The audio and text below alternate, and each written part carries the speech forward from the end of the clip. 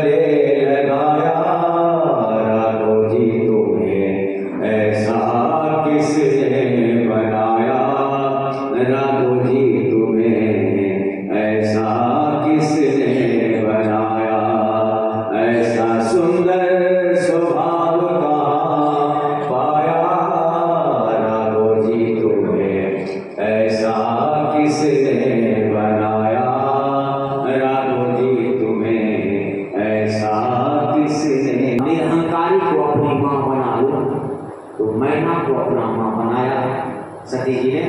मैना माँ मैना के यहाँ शैलराज हिमाचल राज के यहाँ मैना जी के यहाँ सती जी का जन्म हुआ। यही कारण हिमगिरि गृह जाई जन्मी पार्वती तनु पाई।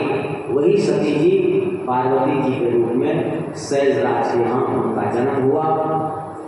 अब जब कन्या का जन्म हो जाता है, जिस घर में कोई कन्या का जन्म हो तो माता पिता बचपन से सोचने लगते हैं इनका विवाह कब होगा, हाँ दूल्हा कैसा होगा। पुत्र के लिए नहीं सोचते, पर कन्या हो तो बचपन से ही माता पिता सोचने लगते। और जब ही भवानी जी का पार्वती जी का जन्म हुआ शैलराज के घर में कि सुख संपत्ति की बाढ़ आ गई। सो शैल गिरजा गिर आए जनु जन राम भगवती के पाए। जैसे राम भक्ति वैष्णव बनते ही व्यक्ति की शोभा होने लगती है, उसी तरह से सो शैल गिरजा गिर आए पार्वती के आते ही शैलराज के यहाँ उनके राज में शोभा होने लगी। जन राम भगवती के पाए। जैसे राम भक्ति के को प्राप्त करते हैं व्यक्ति शोभायमान होने लगता है। और जीवी सरिता सागर मह जाई जग पिताही कामना नाहि तिनि सुख संपत्ति नहीं बुलाए धर्मशील पही जाए सुहाए।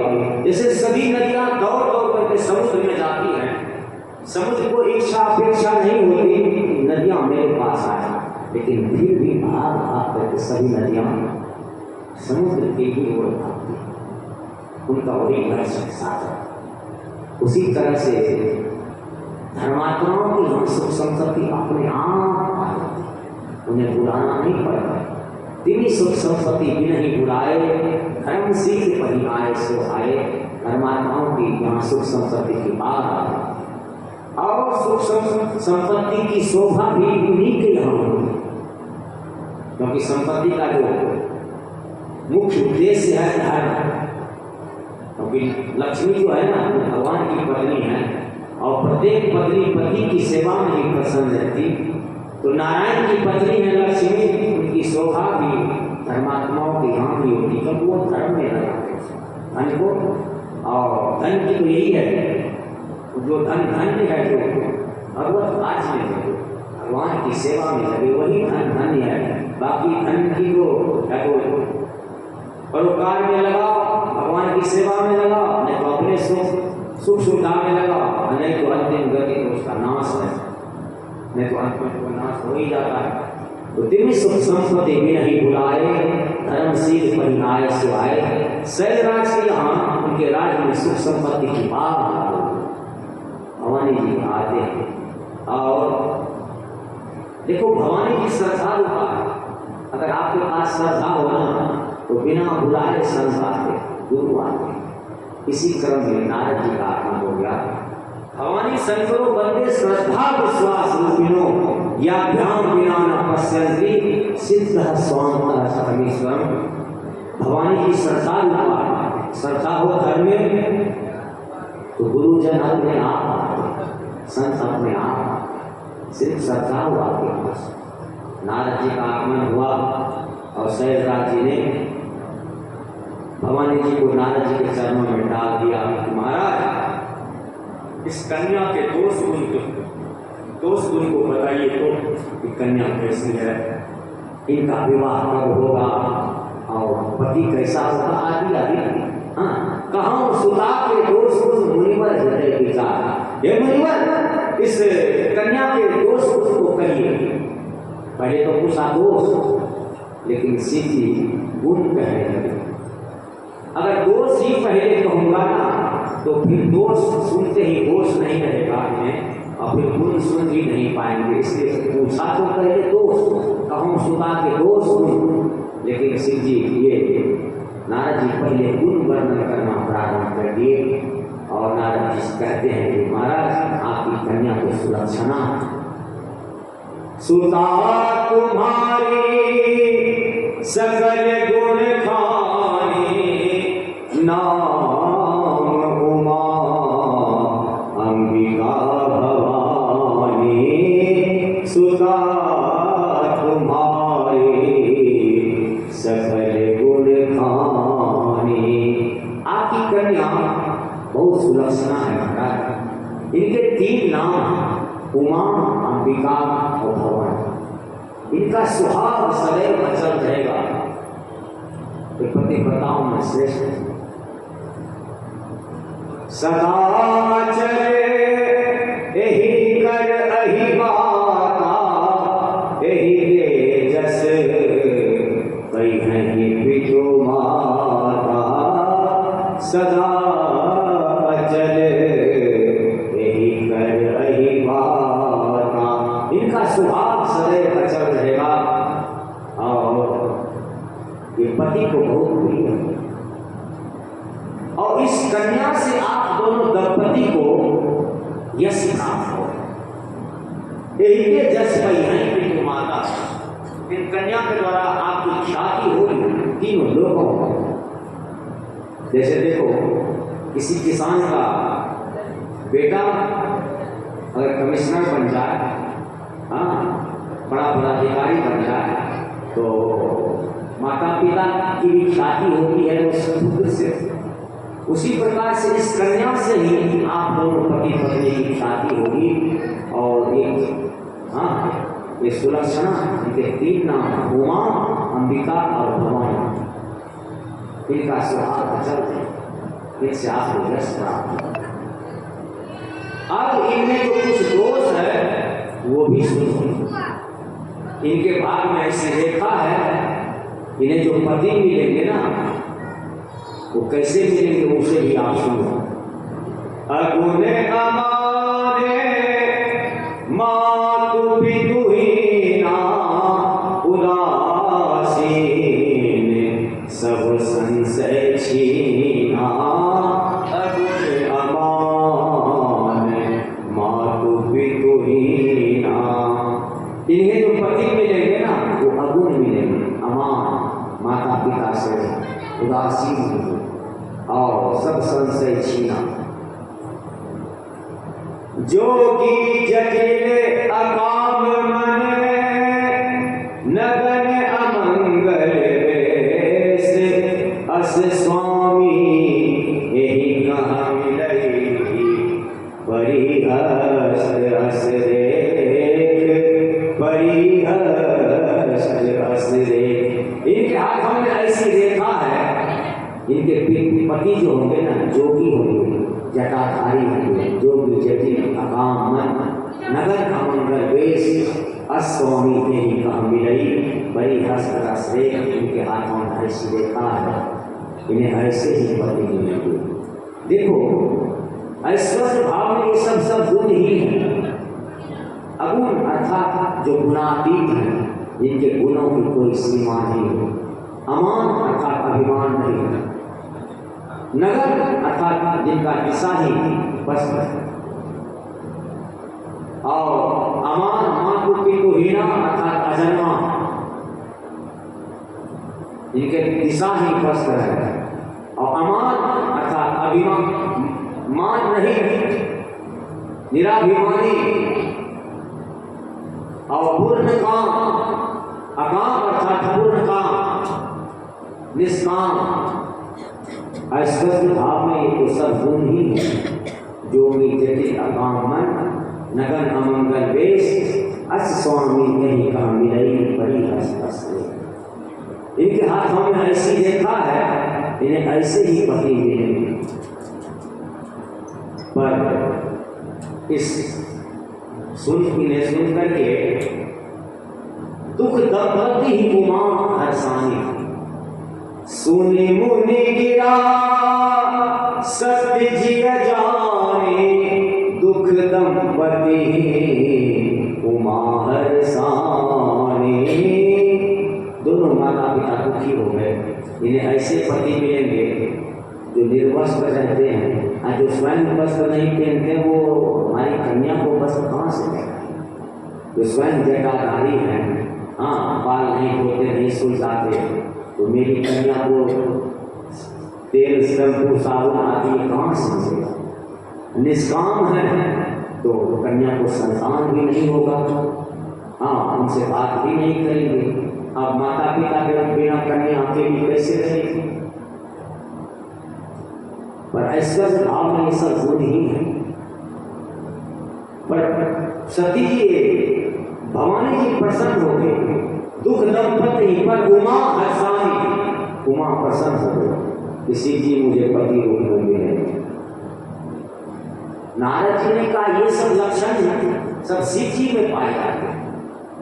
जो पति का मैंने लक्षण कहा ना, ये सब लक्षण शिव जी में पाए जाते हैं। जीव के लिए तो वो दोष है, पर शिव के लिए वो गुण है। जीव के लिए तो दूषण है, पर शिव के लिए तो वो भूषण है। अब देखो, जैसे भगवान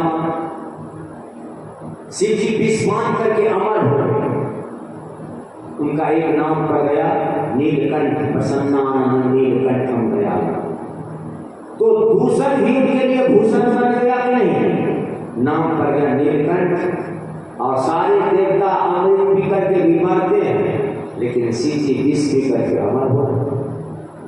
जैसे भगवान शेष सैया पर शयन करते हैं, विष्णु भगवान, नारायण भगवान शेष सैया, तो उनके लिए वो भूषण नहीं। समृद्ध कहूँ नहीं दोष गोसाई, रवि पावक सुर सही की नाही। जैसे देखो, गंदे नाले का जल भी गंगा जी में जाकर के पवित्र हो, उनमें समर्थ है। सूर्य नारायण भगवान स्वच्छ जल का भी शोषण करते हैं और गंदे नाले से भी जल सोख लेते हैं, पर उन्हें बचाने की शक्ति है, उन्हें कोई दोष नहीं लगता। लेकिन उस जल को हम पिएंगे तो हम मर जाएंगे, बीमार हैं। लेकिन वो उसको खींच करके, उसको शुद्ध करके फिर सुंदर मीठा जल बरसाते हैं, और आपके यहाँ तो वही जल दिया जाता है। आपके यहाँ का तो वही आधार है। इस राजस्थान में तो वही जल पिया जाता है जो मेघ के द्वारा बरसाया जाता है। अब कितना सुंदर जल होता है, उतना सुंदर जल तो ये भी नहीं होता। तो उस समर्थवान को दोष नहीं लगता। तो जो मैंने गुण कहा वो सब गुण शिव जी में पाए जाते हैं। जीव के लिए दूषण है, पर शिव के लिए भूषण है। और आपकी कन्या अगर तपस्या करे तो इन्हें शिव जी पति रूप में अवश्य है। जो तप करे कुमारी तुम्हारी, भाभी हूँ बेटी सकही त्रिपुरारी।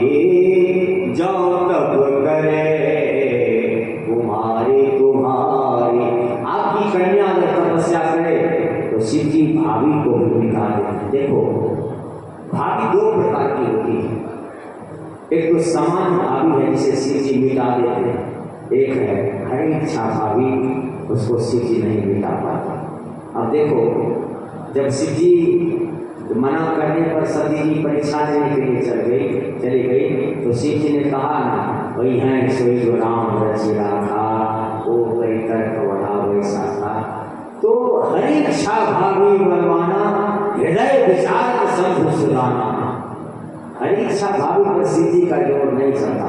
समान भावी को तो शिव जी मिटा देते हैं, पर हरि इच्छा पर तो हरि जी की इच्छा ही सर्वोपरि होती है।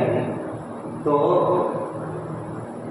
अब अगर आपकी कन्या तपस्या करे तो इन्हें शिव जी पति रूप में मिलेंगे। और मैंने जो कह दिया, देव धनुष नर नाग मुनि को न मिटानिहार, इसे कोई मिटा नहीं सकता है। इन्हें तो ऐसे ही पति मिलेंगे। और इतना कहते हुए नारद जी वहां से विदा हो। मैना जी ने, दोनों पति पत्नी दुखी हो गए कि जो स्वयं वस्त्र नहीं पहनते, या ना रहने का ठिकाना, ना घर का ठिकाना, हाँ तो मेरी कन्या कैसे रहेगी? तो मैना जी ने कहा शैलराज जी से, हिमाचल राज्य से, कि महाराज जौं घर बर कुले हो ही अनुपा, करिए विवाह सुता अनुरूपा। जौं घर बर कुले हो ही अनुपा, अगर कन्या के योग घर बर होगा, कुल होगा, वर होगा, तभी मैं विवाह होने दूंगी। अगर अनुकूल नहीं होगा तो मैं विवाह नहीं होने दूंगी। नहीं तो लोग यही कहेंगे कि पर्वत तो जड़ होते हैं और जड़ की बुद्धि क्या होगी, इसलिए अयोग्य दूल्हे के साथ विवाह कर दिया। तो शैलराज जी ने कहा देवी बरु पावक प्रगटेश सीमाही, नारद वचन अन्यथा ना। जो चंद्रमा अमृत का श्राव करते, शीतलता प्रदान करते, वो भले चंद्रमा से अग्नि प्रकट हो, लेकिन नारद जी की वाणी कभी मिथ्या नहीं हो सकती। नारद जी ने जो कह दिया वो करके ही रहेगा। लेकिन नारद जी ने एक समाधान भी बताया है, अगर आपकी कन्या तपस्या करे तो इन्हें शिव जी पति रूप में मिलेंगे। इसलिए नारद जी की वाणी कभी मिथ्या नहीं हो सकती, भले अनर्थ हो जाए, अनहोनी हो जाए, और नारद जी ने जो कह दिया वो करके ही रहेगा। तो मैना जी ने कहा मैं तो अयोग्य दूल्हे के साथ विवाह नहीं होने दूंगी, भले कि कुमारी रह जाए। तो शैलराज जी ने कहा एक उपाय करो, जाके अपनी कन्या को तप करने की सलाह दो, वो तपस्या करे ताकि उन्हें शिव जी पति रूप मिले। मैना जी भवानी जी के पास पहुंची। इनके 3 नाम है, उमा, अंबिका, भवानी। भवानी जी के पास पहुंची और अब माँ क्या शिक्षा दे बेटी को, बेटी ही समझाने लगी, कन्या ही समझाने लगी कि माँ मैंने रात्रि में एक स्वप्न देखा। क्या? एक गौर ब्राह्मण हमें स्वप्न में उपदेश कर रहे हैं कि भवानी तुम तपस्या करो, तुम्हारा मनोरथ पूर्ण हो। ये गौर ब्राह्मण स्वप्न आदेश करने वाले कोई दूसरे नहीं हैं, ये साक्षात शिव जी ही हैं। क्योंकि सती मरत हरिशन मरमागा, जन्म जन्म शिव पर अनुरागा। तो शिव जी ने ही स्वप्न में आदेश दिया भवानी जी से आप तपस्या करो। और भवानी जी कहती है अपनी माँ को, माँ आप ये ना सोचो कि मैं अभी छोटी कन्या हूँ, वन में तपस्या करूंगी तो मेरा अहित हो जाएगा। भगवान अपने भक्तों की रक्षा स्वयं करते हैं, जैसे माँ छोटे बच्चे की रक्षा करती। सुनु मुनि तो ही कहु सहरोसा, भजहि जो मोहि तजी सकल भरोसा। करौ सदा तिनके रखवारी, जिमि बालक राखहि महतारी। जो भगवान का भजन करते ना, जैसे माँ अपने छोटे बच्चे की, जो बच्चे पालने में होते हैं, जो और बच्चे होते हैं, चाहे माँ भोजन बना दे चाहे स्नान करे, पर ध्यान नहीं लगा। उसी तरह से भगवान अपने भक्तों की रक्षा करते। माँ आप ये ना सोचो कि मैं अभी कन्या हूँ, भगवान अपने भक्तों की रक्षा हमेशा करते रहते हैं। और मुझे स्वप्न आदेश मिला है तो आप तप करो। और आप दोनों की भी यही इच्छा है कि मेरी बेटी कन्या तपस्या करे। जब माता पिता के हृदय की बात कहने लगी भवानी जी, तब मैना जी को लगा अरे ये हम दोनों पति पत्नी के मन की बात ये कैसे जान गई। अब माँ को समझा करके भवानी जी स्वयं तपस्या करने के लिए कैलाश शिखर पर चल गई। और हरि उमा प्राणपति चरना, जाई विपिन लागी तप करना। और हरि उमा प्राणपति चरना, शिव जी के चरण को हृदय में ध्यान करके कैलाश शिखर पर जाकर के तपस्या करने लगी। हाँ, जाए बिजली आदि तब करना, तब में लीन। संबत सहस्रे मूल फल खाए, साग खाई सत बरस कमाए।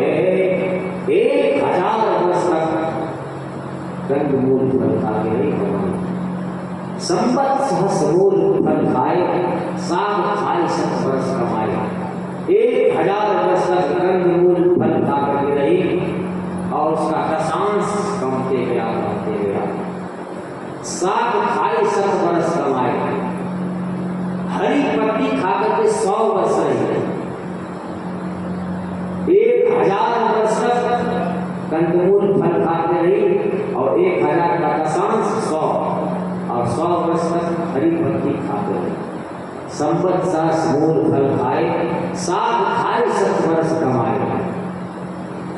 कछु दिन भोजन बारी बतासा, किए कठिन कछु दिन उपवास। क्यों तपस्या क्यों करने लगे? तपस्या से ही कामना की पूर्ति होती है, इच्छा की पूर्ति होती है। तप बल रचई प्रपंच विधाता, तप बल शंभु तप बल रचई प्रपंच विधाता। ब्रह्मा जी तपस्या करके सृष्टि का सृजन कर। तप बल विष्णु सकल जग त्राता, तप बल शंभु करहि संहारा।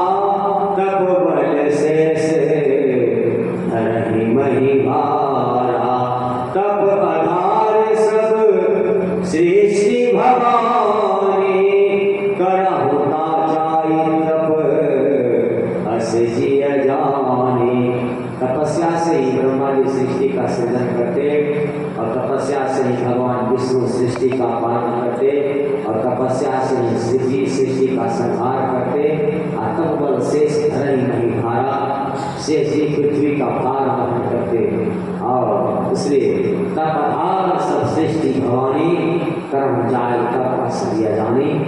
शब्द में श्री जी आदेश दिए कि भवानी तुम तपस्या करो, मनोरथ पूर्ण होगा, इसलिए कठोर तपस्या करो। 1000 वर्ष तक कंदमूल फल खाते रही, 100 वर्ष दशांश हरी पत्ती खाते रही। और कछु दिन भोजन वाली बतासा। ये बतासा चीनी वाला बतासा नहीं है, बतासा का हवा बात जाकर नाम। और 10 वर्ष तक जल और हवा पी करते रहे। ये कठिन कछु दिन उपवासा। 1 वर्ष 10 का दशांश 1 वर्ष तक उस हवा का भी जल का भी त्याग हुआ।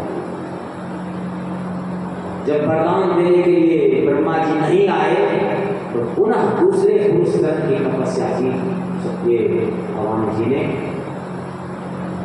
बेल पाती मही बड़े सुखाई, दीने सहसे संपत सोई खाई।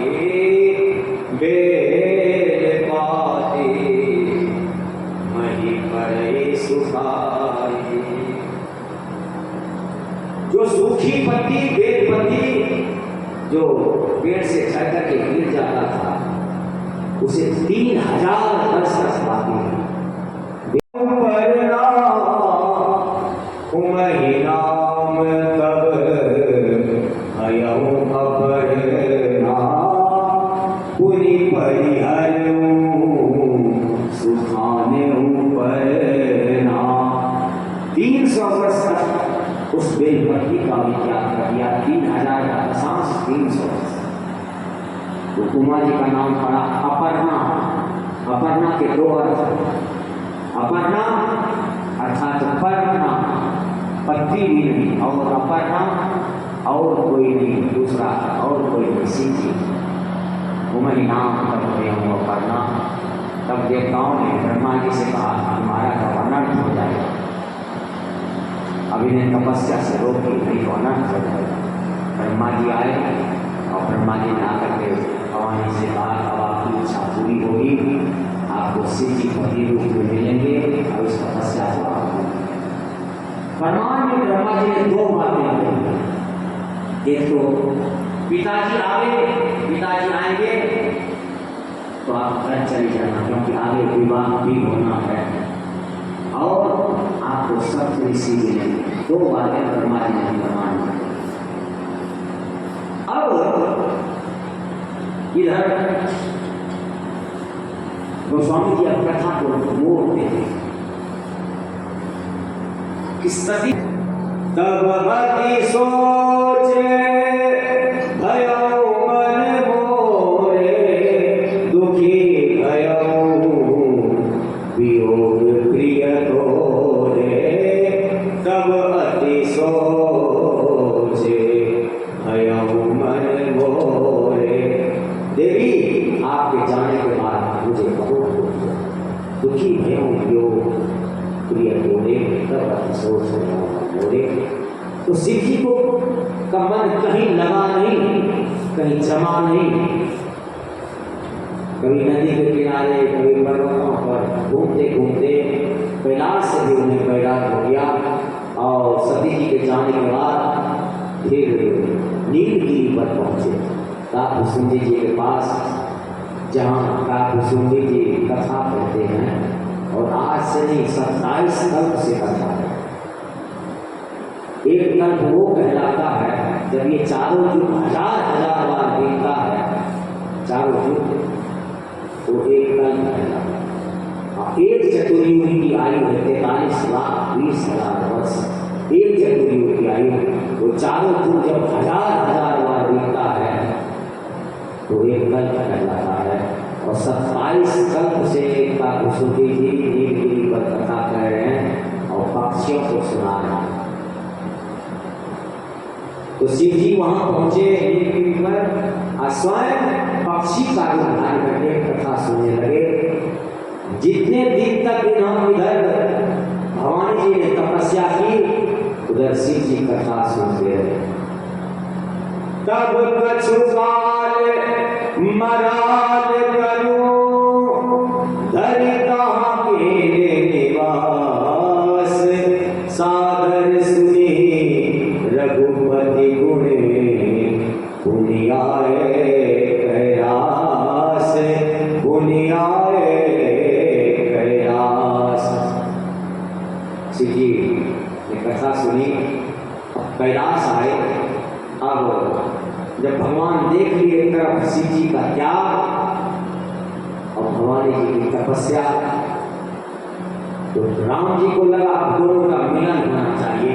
भगवान शिव जी के समक्ष प्रकट हुए। राम जी जैसे प्रकट हुए, शिव जी ने प्रणाम किया, प्रभु बड़ी कृपा की, आप दर्शन दिए। हाँ, कैसे दर्शन दिए? तो शिव जी ने कहा कि राम जी ने कहा मैं आपको कथा सुनाऊंगा। तो शिव जी ने कहा प्रभु आप कब से कथा कह रहे हैं? कथा तो मैं कहता हूँ, आप तो कभी कथा कहते नहीं। भगवान ने कहा मैं तो जन्म से कथा कहता हूँ।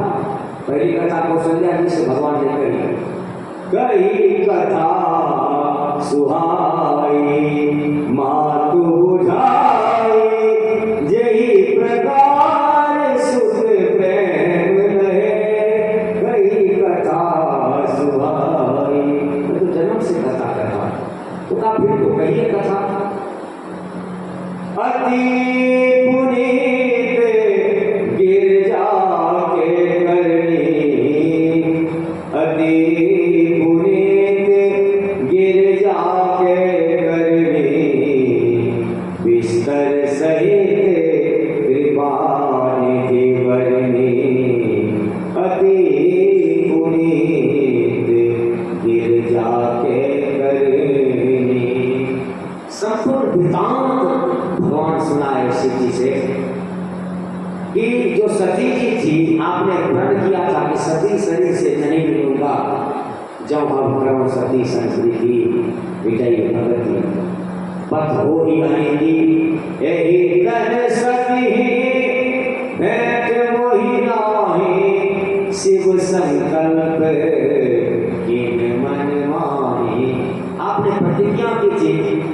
सती शरीर से नहीं मिलेगा। यही तन सती भेंट मोहिनी सिद्ध संकल्प के मन माही।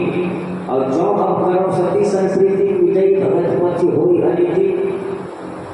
अब वो सती सती नहीं रही, अब वो सती भवानी जी के रूप में आ गई हैं। सती जी ने शरीर त्यागा और सती जी का जन्म शैलराज जी के घर भवानी जी के रूप में हुआ था। और सती शरीर में जो कुछ हुआ वो मेरी माया के कारण हुआ, मेरी इच्छा के कारण हुआ।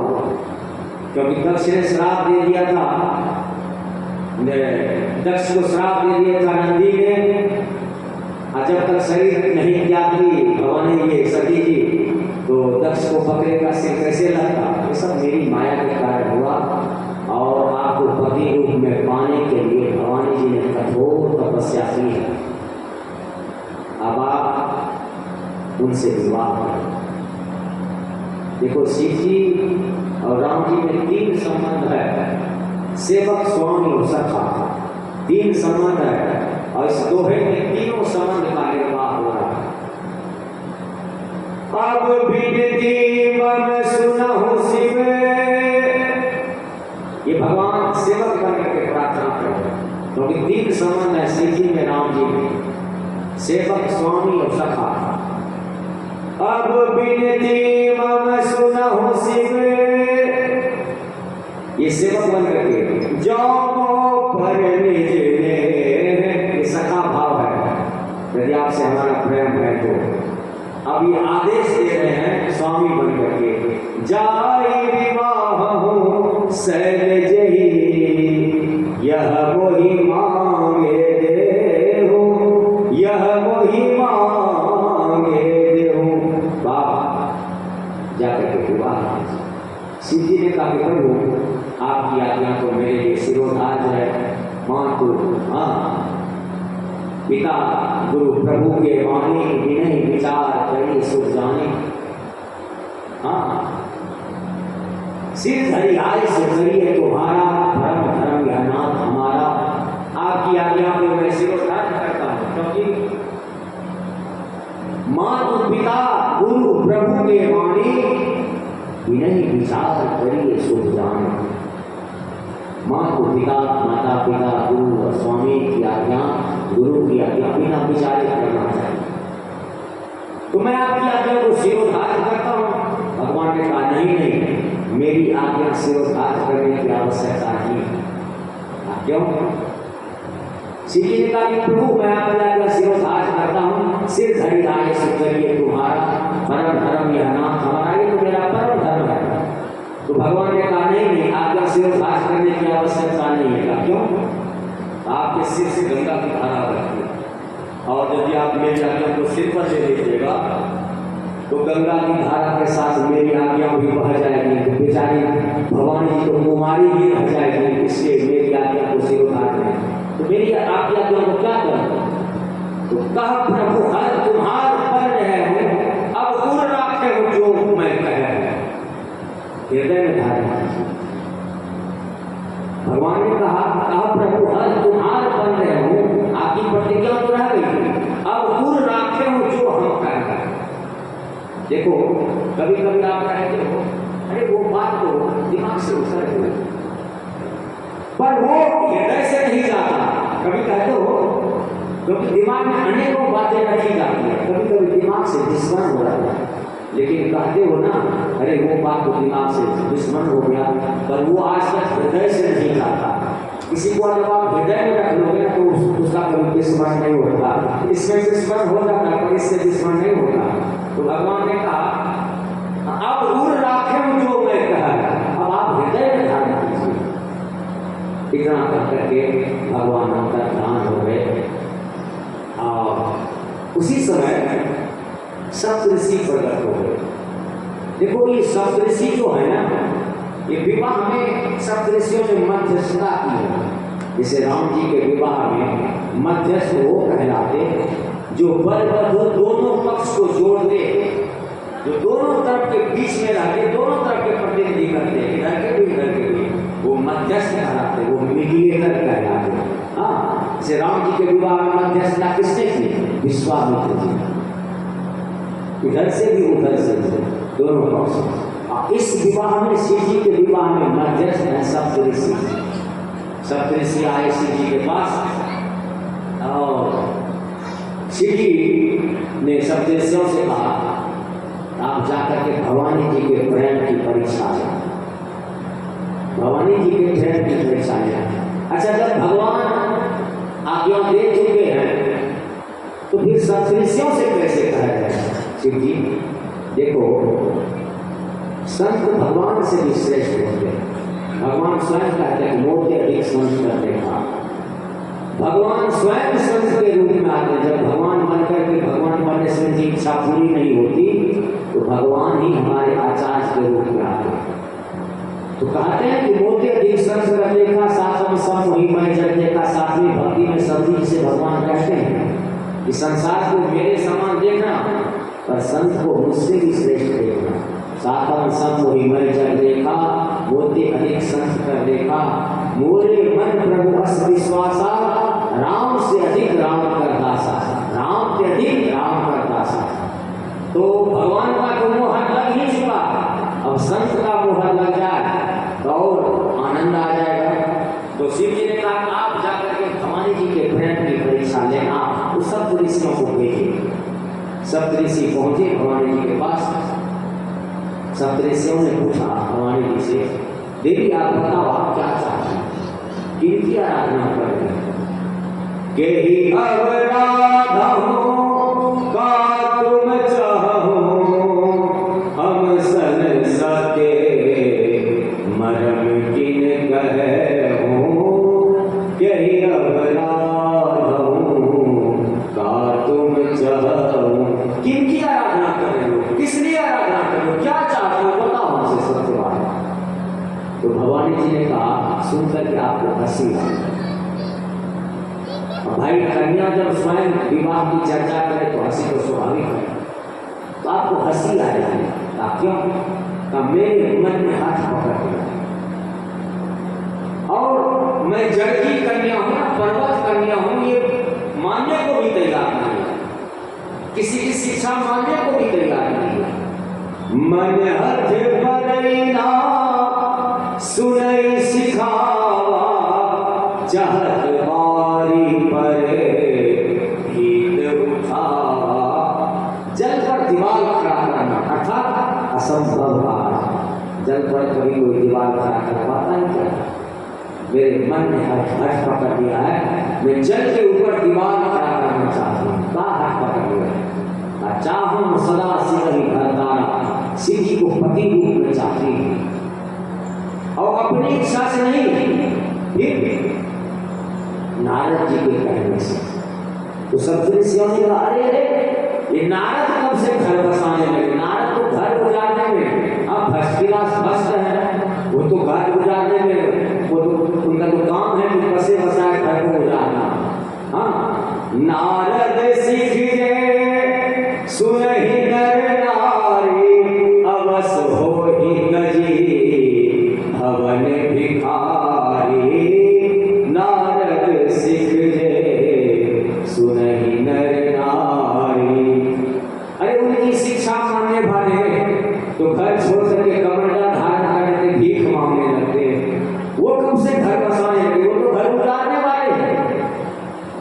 11,000 बच्चों को, दक्ष के 11,000 पुत्र को, ये दक्ष नहीं, वो प्रचेता ग्रह के पुत्र जो भागवत में दक्ष हैं, प्रचेताओं के पुत्र दक्ष, उनके 11,000 पुत्रों को नारद जी ने घर छोड़ा दिया, साधु बना दिया। तब श्राप दिया कि आप कहीं अस्थिर नहीं रह पाओगे, जो किसी को कान फूको सिखाओ, तुम्हारा तो काम है घर उजाड़ना। हाँ, कमंडल धरा दिया कि जाओ भीख मांगो खाओ, अब तुम्हारी छुट्टी हो गई। वो तो घर उजाड़ने वाले, वो कब से घर बसाने लगे? देवी मैंने आपके लिए, हम लोगों ने, हम सप्तऋषियों ने आपके लिए सुंदर सा दूल्हा देख रखा है, जो वैकुंठ में निवास करते, जिनका वेद स्नान करते। और शिव जी के लिए इतनी कठोर तपस्या, उनके पास जब बैठोगी ना तो मुंडमारा था, ऐसे ऐसे नाम करते वो कहेगा हाँ, तो क्या दशा होगी? तो श्मशान में रहते, ना माता पिता का ठिकाना, न धारण करते, मसान की भभूति लगाते, उनके पास क्या मिलेगा, कैसे रहोगी? पहले भी एक विवाह किया था दक्ष के कन्या से, सती से, और फिर उन्हें छोड़ दिया। आखिर सती को मरना पड़ा, बेचारी मर गई। और अब क्या उनकी दशा है शिव जी की? अब सुख सोबत सोच नहीं, भीख मांगी भव खाही, सहज इनके भवन, कबहू किनारे खटाई, कबहू किनारे खटाई। अब अकेले रहते हैं नंद धन, कैसे रहोगे उनके पास, ये बता। हाँ, वो तो घर उजाड़ने वाले हैं। नारद जी ने जो कहा मेरी बात मानो, तो सब भवानी जी ने कहा महाराज अभी तो आप लोग कह रहे हो मेरी बात मानो, नारद जी की बात को भुला दो। कुछ दिन के बाद कोई ऋषि मुनि आएंगे, वो कहेंगे सप्तऋषि की बात को भुलाओ, मेरी बात मानो, किंकी की बात को मानो। भले ही शिव जी अवगुणों के खान हैं, और लेकिन जिसका मन जिसमें रम जाता है ना, किसी को किसी से प्रेम होना, उसका दोष नहीं दिखता, अपने प्रेमी का दोष दिखता ही नहीं। चाहे कितना बड़ा वो दोषी हो, अपने प्रेमी का दोष नहीं दिखता और अपने बैरी का गुण नहीं दिखता। आपसे किसी से उसका गुण नहीं दिखता। तो यही के यही कर सच सने हो, सोचते ही मिला ही कर सोचते हो। भले शिव जी अवगुणों का स्थान हो, लेकिन और आपने कहा कि नारद जी की बात भुला दो, मेरी बात मानो। देखो महाराज, जिन्हें गुरु के वचन पर विश्वास नहीं होता ना, उसे स्वप्न में भी सुख सिद्धि नहीं मिलती। गुरु के वचन प्रतिदिन जेहि, सपने हो सुगम न सुख सिद्धि देहि। गुरु के वचन प्रतिदिन जेहि, जिन्हें गुरु के वचन पर विश्वास नहीं होता, उन्हें स्वप्न में भी सुख सिद्धि नहीं मिलती। ध्यान मूलम गुरु मूर्ति, पूजा मूलम गुरु पदम, मंत्र मूलम गुरु वाक्यम, मोक्ष मूलम गुरु कृपा। मंत्र का मूल है गुरु का वाक्य। जिन्हें गुरु के वचन पर विश्वास नहीं होता, उन्हें स्वप्न में भी सुख सिद्धि नहीं मिलती। आप क्या 100 बार शिव जी भी आकर के कहे कि नारद जी के वचन को भुला दो, तो मैं भुलाऊंगी नहीं। एक बार कहीं 100 बार शिव जी कहे, तजहु नारद कर उपदेशो, आप कहे सतबार महेशो, तजहु नारद कर उपदेशो। 100 बार शिव जी स्वयं आकर के कहे, नारद के वचन को भूल जाओ तो मैं नहीं भूलाऊं, वो हमारे गुरु। हाँ, गुरु की आज्ञा के बिना, गुरु कृपा के बिना गोविंद कभी नहीं मिलते। इसलिए भले नारद जी घर उजाड़ने वाले, और रही बात शिव जी में दुर्गुण है, भले शिव जी अवगुणों के खान हैं, लेकिन जिनका मन जहाँ रम जाता है, फिर उनका अवगुण नहीं दिखता है। एक जन्म 2 जन्म नहीं, करोड़ों जन्मों तक ब्याहूंगी तो शिव जी से ब्याहूंगी, वरना कुमारी न जाऊंगी। विवाह करूंगी तो शिव जी से, नहीं तो यूं ही जीवन गुजारा। जन्म कोटि लगी नगर हमारी, बरो शंभु नगर कुमारी। जन्म कोटि लगी नगर हमारी, करोड़ों जन्मों तक ब्याहूंगी तो शिव जी से, वरना यूं ही जीवन गुजारूंगी। ये शरीर पर अब अपना अधिकार है ही नहीं। इस शरीर को मैं शिव जी के नाम कर चुकी हूँ, इस शरीर अपना आप है ही। अब मैं जन्म शंभु हितहारा, को दूषण करई विचारा, को गुण दूसरे करई विचारा। अब कौन गुण दोष का विचार करता है? इस शरीर को मैं शिव जी के नाम कर चुकी हूँ। हाँ, रही बात नारद जी घर उजाड़ते हैं। देखो महाराज, विवाह करने के लिए संसार में बहुत से लड़के लड़की कुमारे हैं, वहाँ जाके विवाह करिए और अपने अपने घर को संभालिए। आप लोग इधर आए हैं, कहीं नारद जी आपके घर पहुँच गए तो आपका भी घर उजड़ जाएगा। वो तो घर उजाड़ने वाले हैं, कहीं नारद जी आपके घर में पहुँचे गए ना, आप लोगों की भी छुट्टी हो जाएगी तो आपका भी घर उजड़ जाएगा। तब तो सभी सप्तऋषियों ने जय जयकार करना प्रारंभ किया। आपको धन्य हो, आपको शिव जी की अर्पण हो, आपकी जय हो, जय हो, जय हो। इधर सप्तऋषि वहां से आए और संपूर्ण वृतांत सप्तऋषियों ने सुनाया शिव जी से, कैसी निष्ठा है आपके लिए। ब्याह होगी तो करोड़ जन्मों तक, उन्हीं से ब्याह होगी, नहीं तो कुमारी बन जाऊंगी।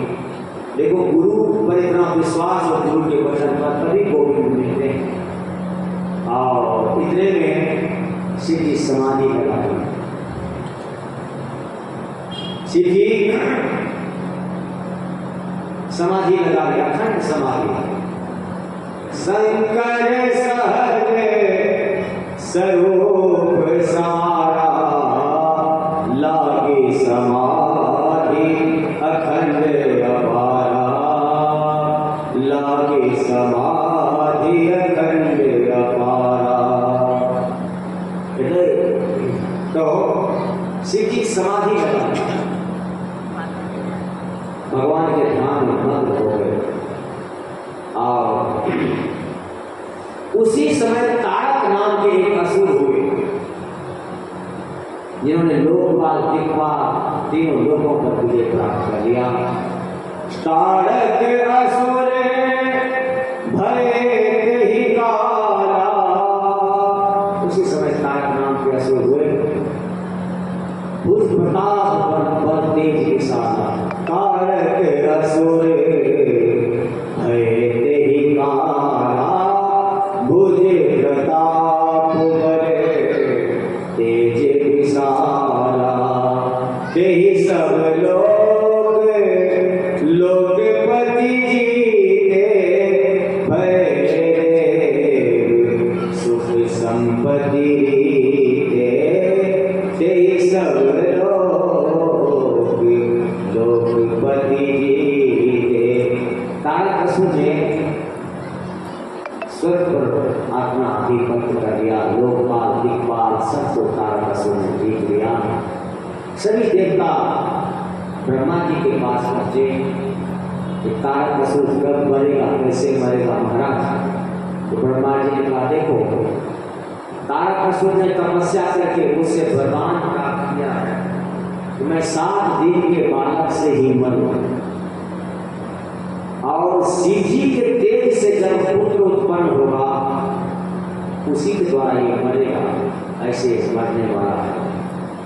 आप लोग ऐसा करो कि कामदेव से आप सभी देवता मिलकर के प्रार्थना करो, और कामदेव जाकर के शिव जी को समाधि से जगाए। भगवान भी शिव जी को मना चुके हैं विवाह के लिए, और फिर मैं मनाऊंगा। पहले तो शिव जी को समाधि से जगाना पड़ेगा, और इसके लिए कामदेव ही जाकर के जगा सकता है। आप लोग कामदेव को आप मनाओ। देवताओं से ब्रह्मा जी ने कहा, देवताओं ने कामदेव का आह्वान किया। कामदेव आए, देवताओं ने विनती प्रार्थना की कि आप जाकर के शिव जी को समाधि से जगाएं। कामदेव ने कहा कि महाराज, देवताओं से शिव जी तो संहार के देवता हैं, उन्हें समाधि से जगाने में हमें तो मरना ही है, क्योंकि वो तो संहार के देवता हैं। उन्हें भजन में अगर विघ्न करूंगा तो फिर हमें तो प्राण त्यागना ही पड़ेगा। तो फिर देवताओं ने विनती प्रार्थना की कि देवता, सभी देवता संकट में पड़े हुए हैं। तारक असुर ने लोकपाल दिक्पाल सबको अपने बस में कर दिया है, और जब तक शिव जी का विवाह नहीं होगा उनके पुत्र के हाथों ही तारक असुर मरेगा, और दूसरा कोई रास्ता है नहीं। इसलिए आप इस बात को करें। फिर कामदेव ने मन में विचार किया कि परोपकार के लिए अगर प्राण भी त्याग दिया जाए तो संत समाज में संत उनकी प्रशंसा करते हैं। आज भी मानस में जो सौभाग्य जटायु जी को मिला, गीत जटायु जी को, वो किसी को नहीं मिल पाया। क्यों? कि परोपकार के लिए जानकी जी की रक्षा के लिए अपने प्राण की आहुति हुई। तो शरीर तो एक ना एक दिन छूटना ही है, लेकिन परोपकार जो करके मर जाते हैं ना, तो संत समाज में संत उसकी प्रशंसा करते हैं। परहित लागी तजई जो देहि, संतत संत प्रशंसहि देहि। परहित लागी तजई जो देहि। परोपकार के लिए जो प्राण त्यागते थे संत के समाज में सदियों तक उनकी प्रशंसा होती है। तो कामदेव ने मन में निश्चय किया, इस कार्य को तो मैं करूंगा, बस चाहे मुझे मरना क्यों नहीं पड़े। तो मरता क्या नहीं करता। देखो जो आतंकवादी होते हैं अपने प्राण को मुट्ठी में ले करके एक से एक घटना को अंजाम दे देते हैं। कामदेव ने भी मन में निश्चय किया, अब तो मुझे मरना है ही, पर मैं परोपकार करके ही मरूंगा। कामदेव ने अपना प्रभाव फैलाया, तीनों लोग वासी काम के प्रसिद्ध। भय काम बस जोगीश तापस, पावनन की को कहे, देखहि चराचर नारी में जे ब्रह्म में देखत रहे। अबला बिलो कही पुरुष में जग, पुरुष सब अबलामयम्। दो दंड भरी ब्रह्मांड भीतर, काम कृति कौतुक अयम्, काम कृति कौतुक अयम्। 48 मिनट तक कामदेव का ऐसा तांडव हुआ, दो घड़ी अर्थात 48 मिनट तक जो संसार को ब्रह्म में देखते थे पुरुष, वो स्त्री में देखने लगे। जो स्त्री ब्रह्म में देखती थी वो पुरुष में देखती। लता पता नदी नद, वृक्ष पशु पक्षी सब काम के बसे हुए हो गए, आपस में मिलने लगे। उस समय वही बचे जिन्हें भगवान बचाना चाहे, जिन्होंने भगवान को हृदय में धारण करके रखा था। बाकी सब काम के बसे हुए हो गए। धरी न काहू धीर, सबके मन मन सीज है। जे राखे रघुवीर, ते उबरे तेहि काल महु। ते उबरे तेहि काल महु। जिन्होंने रघुनाथ जी को हृदय में धारण करके रखा था वही बचे। रघुनाथ जी जिन्हें बचाना चाहे वही बच पाए, बाकी सब काम के अधीन हो गए। शिव जी के ऊपर कोई प्रभाव नहीं पड़ा कामदेव का, क्योंकि हम तो जिम्मी बालक राखी मातारी, जैसे माँ अपने छोटे बच्चे की रक्षा करती, जिस तरह भगवान भक्तों की रक्षा करते हैं, तो निरंतर भगवान का भजन करते। भगवान कहते हैं ना गीता जी में, अनन्यास चित्तयन्तो माम ये जना पर्युपासते, तेषां नित्याभियुक्ता नाम योगक्षेमं वहाम्यहम्। उनका सर्वस्व भार मैं ही उठाता हूँ, सब कुछ मैं करता हूँ। अनन्य चेताः सततं यो मां स्मरति नित्यशः, तस्याहं सुलभः पार्थ नित्ययुक्तस्य योगिनः। उसके लिए मैं सुलभ हो जाता हूँ। जो अनन्य चित्त होकर के हमें स्मरण करता है उसके लिए मैं दुर्लभ नहीं रहता। तो जब भगवान जी की रक्षा करना चाहे, शिव जी के ऊपर कामदेव का कोई प्रभाव, क्योंकि भगवान हृदय में विराज रहे हैं।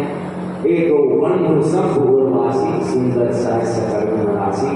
एक बंधु संपूर्णवासी, राम जी हृदय में विराज रहे हैं, तो फिर कामदेव का कोई अस्त्र शस्त्र शिव जी के ऊपर प्रभावित नहीं हुआ। जब कामदेव 48 मिनट के बाद कामदेव ने देखा कि शिव जी के ऊपर तो कोई प्रभाव नहीं पड़ा, क्या करो? अब कौन सा मुंह लेके जाऊं देवताओं के पास, क्या जवाब दूंगा? फिर कामदेव ने एक आक्रमण और किया।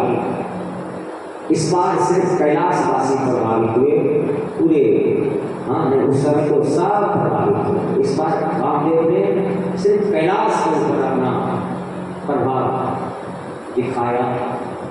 कैलाश में बसंत ऋतु का आगमन हो गया।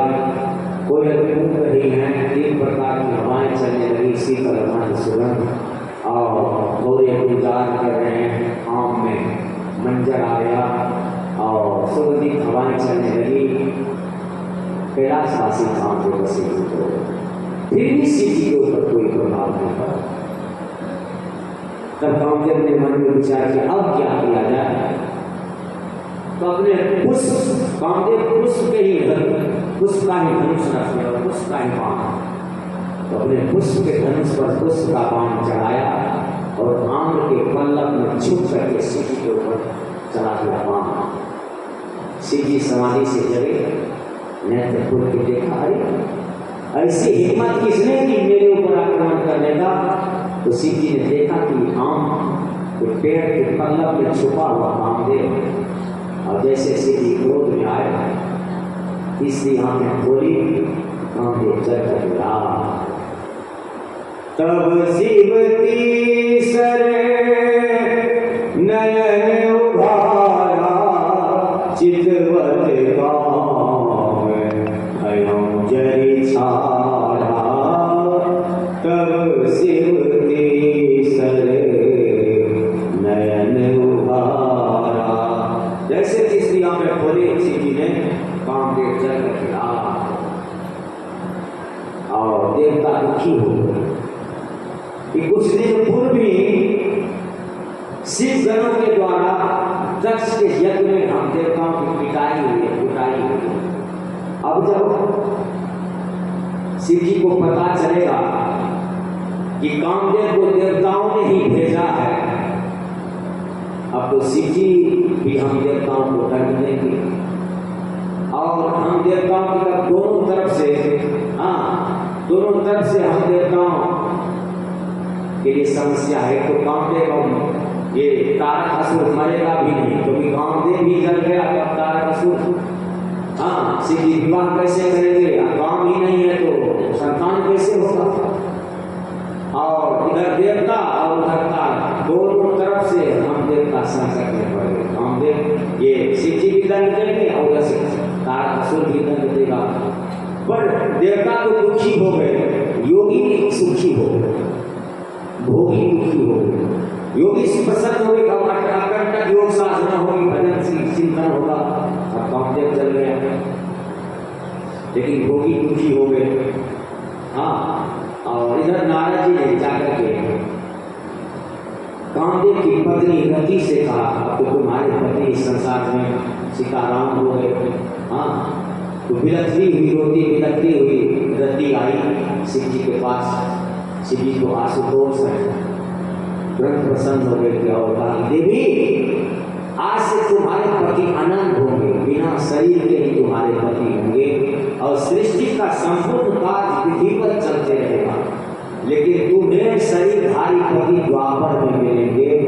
अब तुम कृष्ण की पुत्र बनो,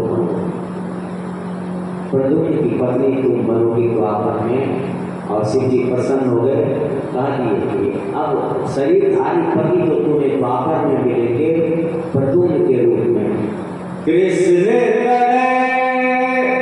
कोई है पति तोरा, वचन अन्यथा वही न मोरा।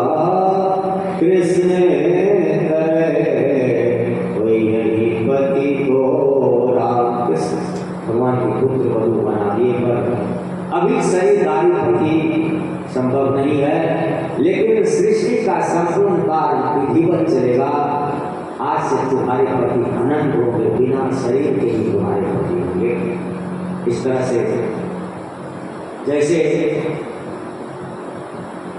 रति को आशीर्वाद मिला, उसी समय देवता सब भी आए शिव जी के पास और सप्तऋषि भी आ गए। सप्तऋषियों से देवताओं ने कहा कि आप जाइए शिव जी ब्रह्मा जी सब देवताओं को लेकर के शिव जी के पास आए और शिव जी ने ब्रह्मा जी को प्रणाम किया। ब्रह्मा जी ने शिव जी से निवेदन किया कि महाराज, हम देव समाज में बहुत दिन से कोई उत्सव नहीं हुआ है, हम सबकी इच्छा है कि आप विवाह करें। भगवान की आज्ञा को स्मरण करके शिव जी विवाह के लिए राजी हुए। रघुनाथ जी पहले ही मना चुके हैं और उन्होंने आश्वासन दिया है शिव जी ने कि मैं विवाह करूंगा। तो ब्रह्मा जी ने कहा कि शिव जी तैयार हो गए विवाह के लिए। तो ब्रह्मा जी ने सब ऋषियों से कहा कि अब आप लोग जाइए शैलराज के यहाँ, हिमाचल राज्य के यहाँ लगन पत्रिका लिखवा करके लाइए, विवाह का दिन निश्चित हो तब तो विवाह होगा। तो सप्तऋषियों को ब्रह्मा जी ने भेजा शैलराज जी के यहाँ। सप्तऋषि वहाँ पहुँचे, जाकर के निवेदन किया शैलराज जी से शिव जी विवाह के लिए तैयार हैं, अब आप लगन पत्रिका दें। शैलराज जी वेद शिरोमणि को बुलवाए और सुंदर दिन दिखवाए कि विवाह के लिए सुंदर दिन कौन सा। तो वेद शिरोमणि ने दिन निश्चित किया, फागुन कृष्ण पक्ष 13, फागुन कृष्ण 13 लगन पत्रिका लिख करके दी वेद शिरोमणि ने। वो सप्तऋषि लेकर के आए, सप्तऋषियों ने ब्रह्मा जी को दिया और ब्रह्मा जी सभी देवताओं को लगन पत्रिका पढ़ करके सुनाए। लगन बाची अजय सबही सुनाए, लगन बाची अजय सबही सुनाई, हर से सुनी सब सुर समुदाय, लगन बाची अजय सबही सुनाई। ब्रह्मा जी लगन पत्रिका पढ़ करके सुनाए, देवता सब प्रसन्न हुए। ब्रह्मा जी ने सभी देवताओं से कहा अब आप लोग विवाह की तैयारी करें, अपने अपने विमान को सजाएं। देवताओं ने नगाड़े बजा बजा करके पुष्प बरसाना प्रारंभ किया और देवता प्रसन्न हुए। सभी देवता अपने अपने विमान को सजाने लगे। देवराज इंद्र ने अपने ऐरावत को सजाया, भगवान विष्णु गरुड़ जी को सजाए, अब कुबेर अपने पुष्पक विमान को सजाए। इसी तरह से ब्रह्मा जी हंस को सजाए अपने अपने विमान को, और धर्मराज ऐसा को सजाए। जिनके पास जो जो देवताओं का अपना विमान, सब अपने अपने विमान को सजाने लगे। देवियां प्रसन्न होकर के उत्सव मनाने लगी। देवता कई रूप धारण करते हैं, पुष्प आदि की बेइज्जती होने लगी। पर अब दूल्हे को कौन सजावे? दूल्हे की हम कोई पत्नी घर में माँ बहन या कोई सजाने वाला तो है नहीं। अब दूल्हे को सजाए कौन? तो शिव जी के भूत प्रेत ही उन्हें सजाने में लगे हैं। भूत प्रेत आज तो भाई शिव जी का विवाह है, ये तो भूत प्रेतों का ही उत्सव है। आज सब देवता भी शामिल हुए हैं। तो शिव ही शंभु करहि श्रृंगारा, जटा मुकुट अहि मोरे सवारा, जटा मुकुट अहि मोरे सवारा, कुंडल कंकण बहिरे ब्याला, तन विभूति बटके हरि छाला, गरल कंठ उर्नर सिर माला, अशिव बेश शिव धाम कृपाला, कर त्रिशूल अरु डमरू बिराजा, चले बसहि जगी बाजहि बाजा। शिव जी के गणों ने शिव जी को सजाना प्रारंभ किया। शिव ही शंभुगन करहि श्रृंगारा, जटा मुकुट हरि मोर सवारा। दूल्हे मोर मुकुट पाग आदि धारण करते हैं, तो मुकुट के स्थान पर शिव जी के जटाओं को ही भूत प्रेत बांधने लगे। उन्हें सर्पों से सजाया, जटा मुकुट हरि मोर सवारा, सर्पों से सजाया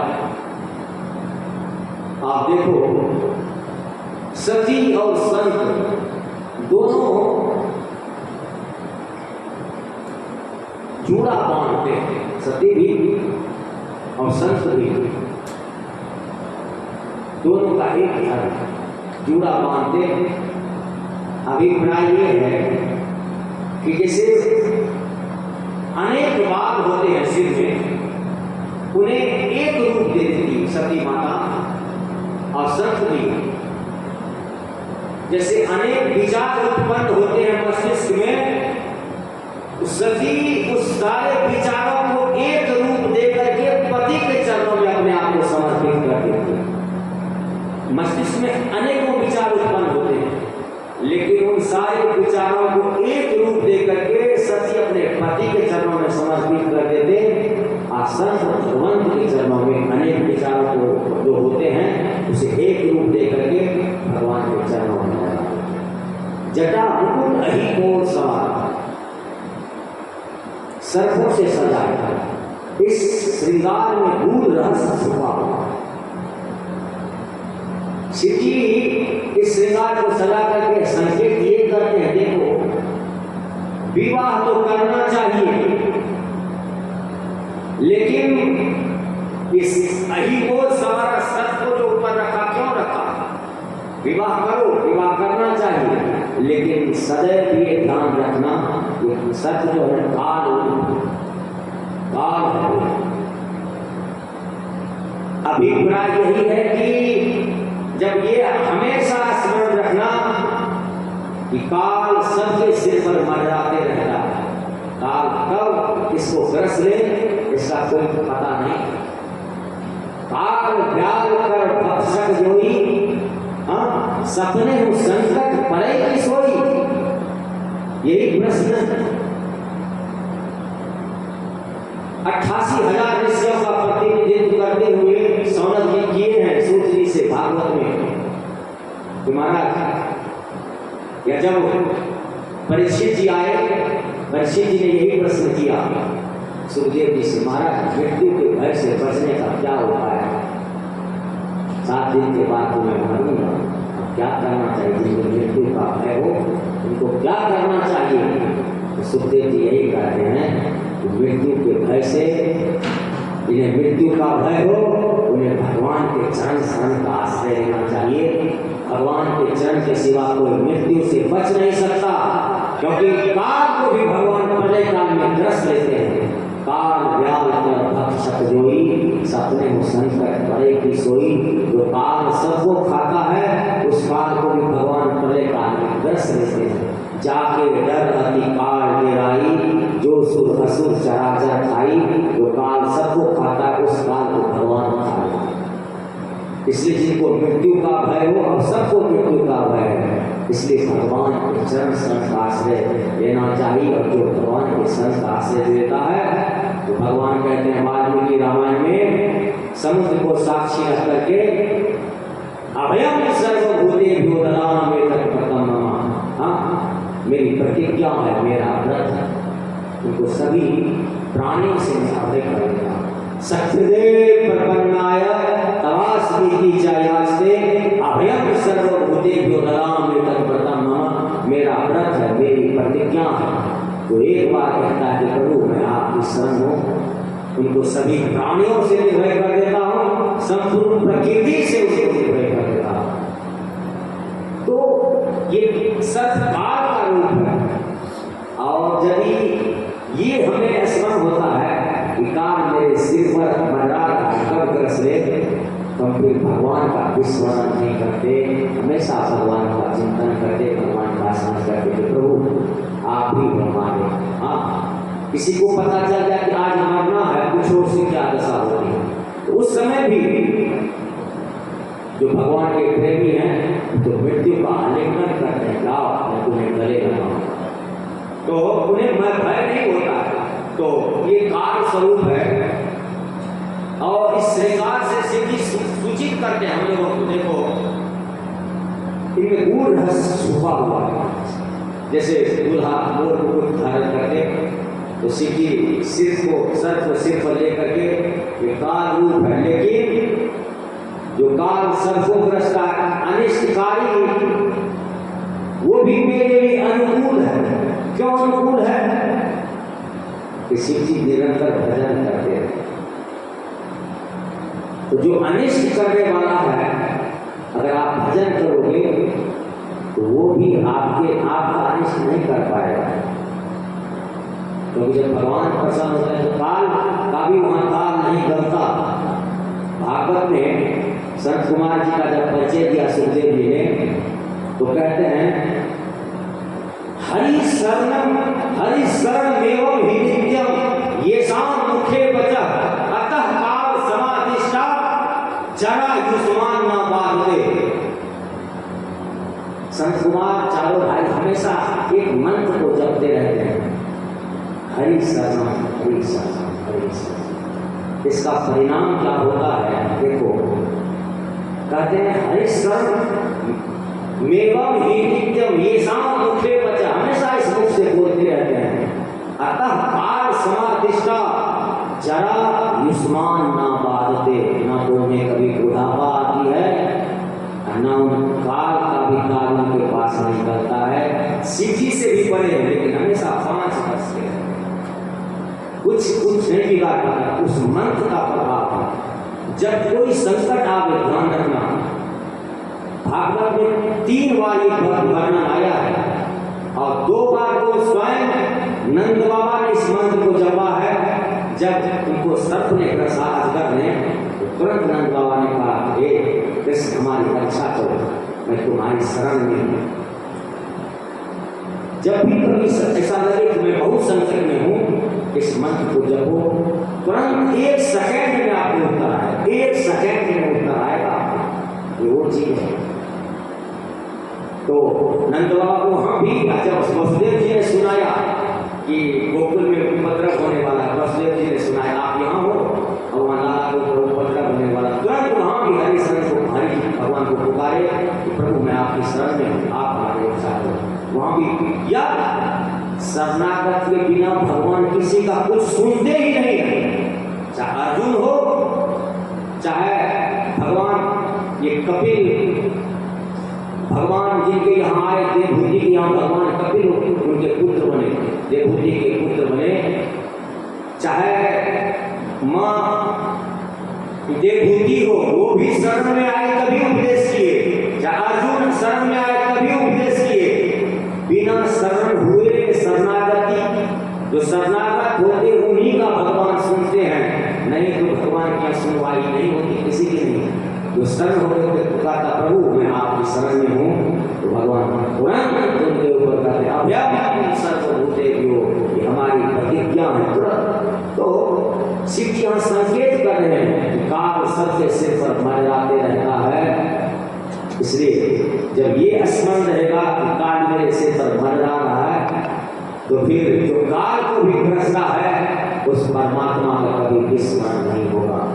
और राख लगा करके शिव जी मसान की भभूति लगा करके ये संकेत करते हैं, अरे इस शरीर का क्या अभिमान करते हो, एक दिन तो ये राख होगा, ये खाक होगा, ये मिट्टी में मिल जाएगा, देखने में इतना सुंदर है। लेकिन भागवत में देखो, जब गोकर्ण जी उपदेश किए हैं अपने पिताजी को, तो कहते हैं देहे स्थिमांस रुद्रे भीमतिं त्यजत्वम्, ये अस्थि मांस का पिंड है पिताजी, इसे आप कभी मैं नहीं मानिए कि मैं शरीर हूँ या शरीर ये मेरा।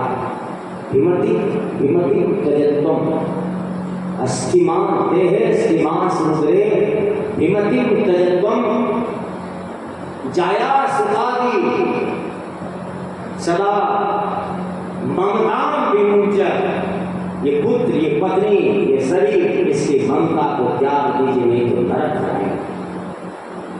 ये शरीर ऊपर से बहुत अच्छा लगता है लेकिन अंदर में सिर्फ कचरा भरा हुआ है, रोम रोम से दुर्गंध निकलता है रोज। हाँ, जरा सा पैकिंग तो बहुत अच्छी है, चेकिंग करके देखो तब पता चलता अंदर क्या भरा हुआ है। वो मांस, हाँ, मज्जा, बेनी, क्या क्या सिर्फ कबाड़ी खाना अंदर भरा हुआ है। तो कहते हैं कि इसका अभिमान क्या करना। शिव जी कहते हैं बेटा ये रात होगा, एक दिन रात होगा, शमशान की भभूति लगाते हैं। शमशान जहाँ सबका शान सम हो जाता है, सब वहाँ जाकर के जलते हैं। चाहे गरीब हो, चाहे अमीर हो, चाहे धनवान हो, चाहे बलवान हो, चाहे निर्बल हो, चाहे विद्वान हो, सबको जलना, वहाँ सबका शान सब हो जाता है। वही है शमशान। वहाँ किसी का शान नहीं रहता कि मैं हूँ मेरा है, सब वहाँ जल जाते हैं। तो इसका क्या अभिमान कर, एक दिन चलेगा। त्रिशूल से ये संकेत करते हैं कि मैं तीनों तापों से रहित हूँ। 3 प्रकार का ताप है क्या? दैहिक, दैविक, भौतिक तापा, राम राज ताप नहीं व्यापा। भगवान शिव कहते हैं कि मैं तीनों तापों से रहित हूँ। चंद्रमा को सिर पर लेकर के संकेत ये करते हैं कि मैं टेढ़े जीवों को भी अपने सर में रखता, और बाघंबर पहन करके ये संकेत करते हैं अति बड़ी जीवों पर मेरा शासन है। विस्मान करके ये संकेत करते हैं, गर्भकट से ये संकेत करते हैं कि जो विनाशकारी है उसी को पान करके मैं अविनाशी हुआ। देवता विष भी करके मरते हैं और मैं विष भी करके अमर हो गया हूँ। कैसे? भगवान के नाम के बल से। हाँ, नाम के बल से। नाम प्रभाव जान शिव जी को, काल कूट फल दीन हमें को। शिव जी के परिवार में कितनी विडंबना जानते हो? कितनी विडंबना है। भूत, किसी को भूत लगता है ना, तो लोग कहने लगे किसी को भभूत लगा तो भूत, हाँ भभूत लगा तो भूत छूट गए। भूत और भभूत साथ रहते जब दोनों दुश्मन है एक दूसरे के।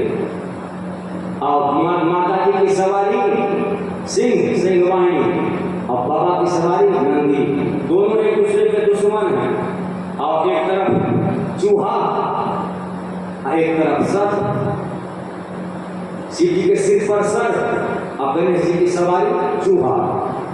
चूहा कहता है कि सर से नीचे आया तो मैं ऊपर गया।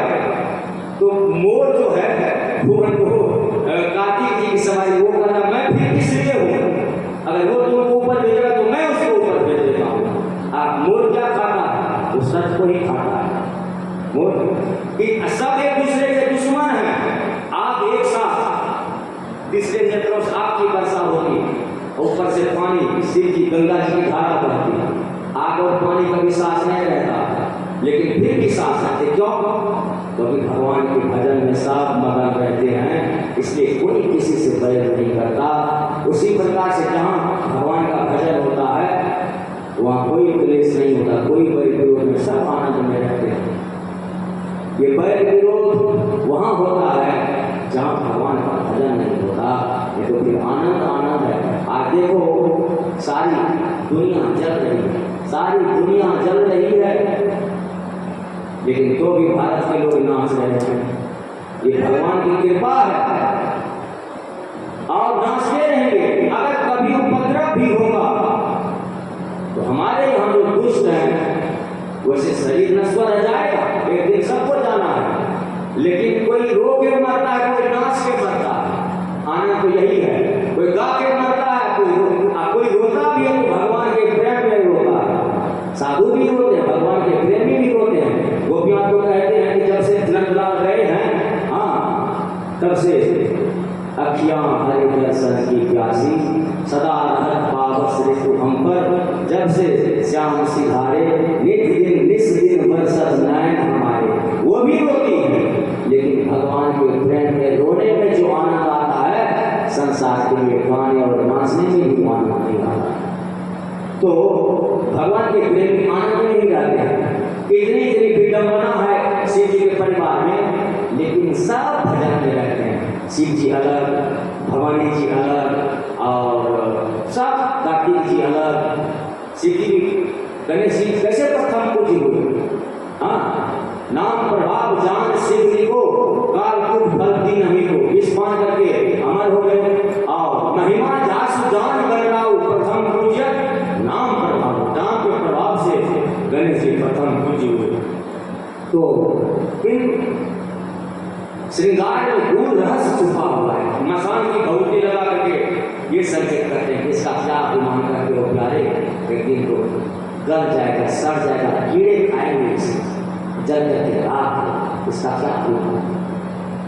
और तीनों ताप से नहीं, बागमन से बड़े जीवों का शासन, और नंदी पर सवार होकर के हाँ चले, बस ही चढ़ी बात नहीं बाजा कि विवाह तो करो, नंदी धर्म का स्वरूप, लेकिन बर अनुहारी बरात न भाई, हसी करे हूँ पर पुर जाई, बर अनुहारी बरात न भाई, बर की अनु पर यात्री नहीं, क्या दूसरे की यहाँ जाकर के हंसी कराओ?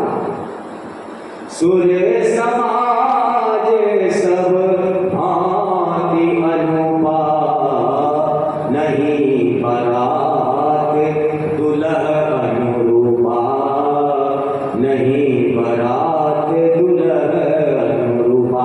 दूल्हे के अनुरूप है, देवता तो सब एक से है, देवता को योग बरियात्री है,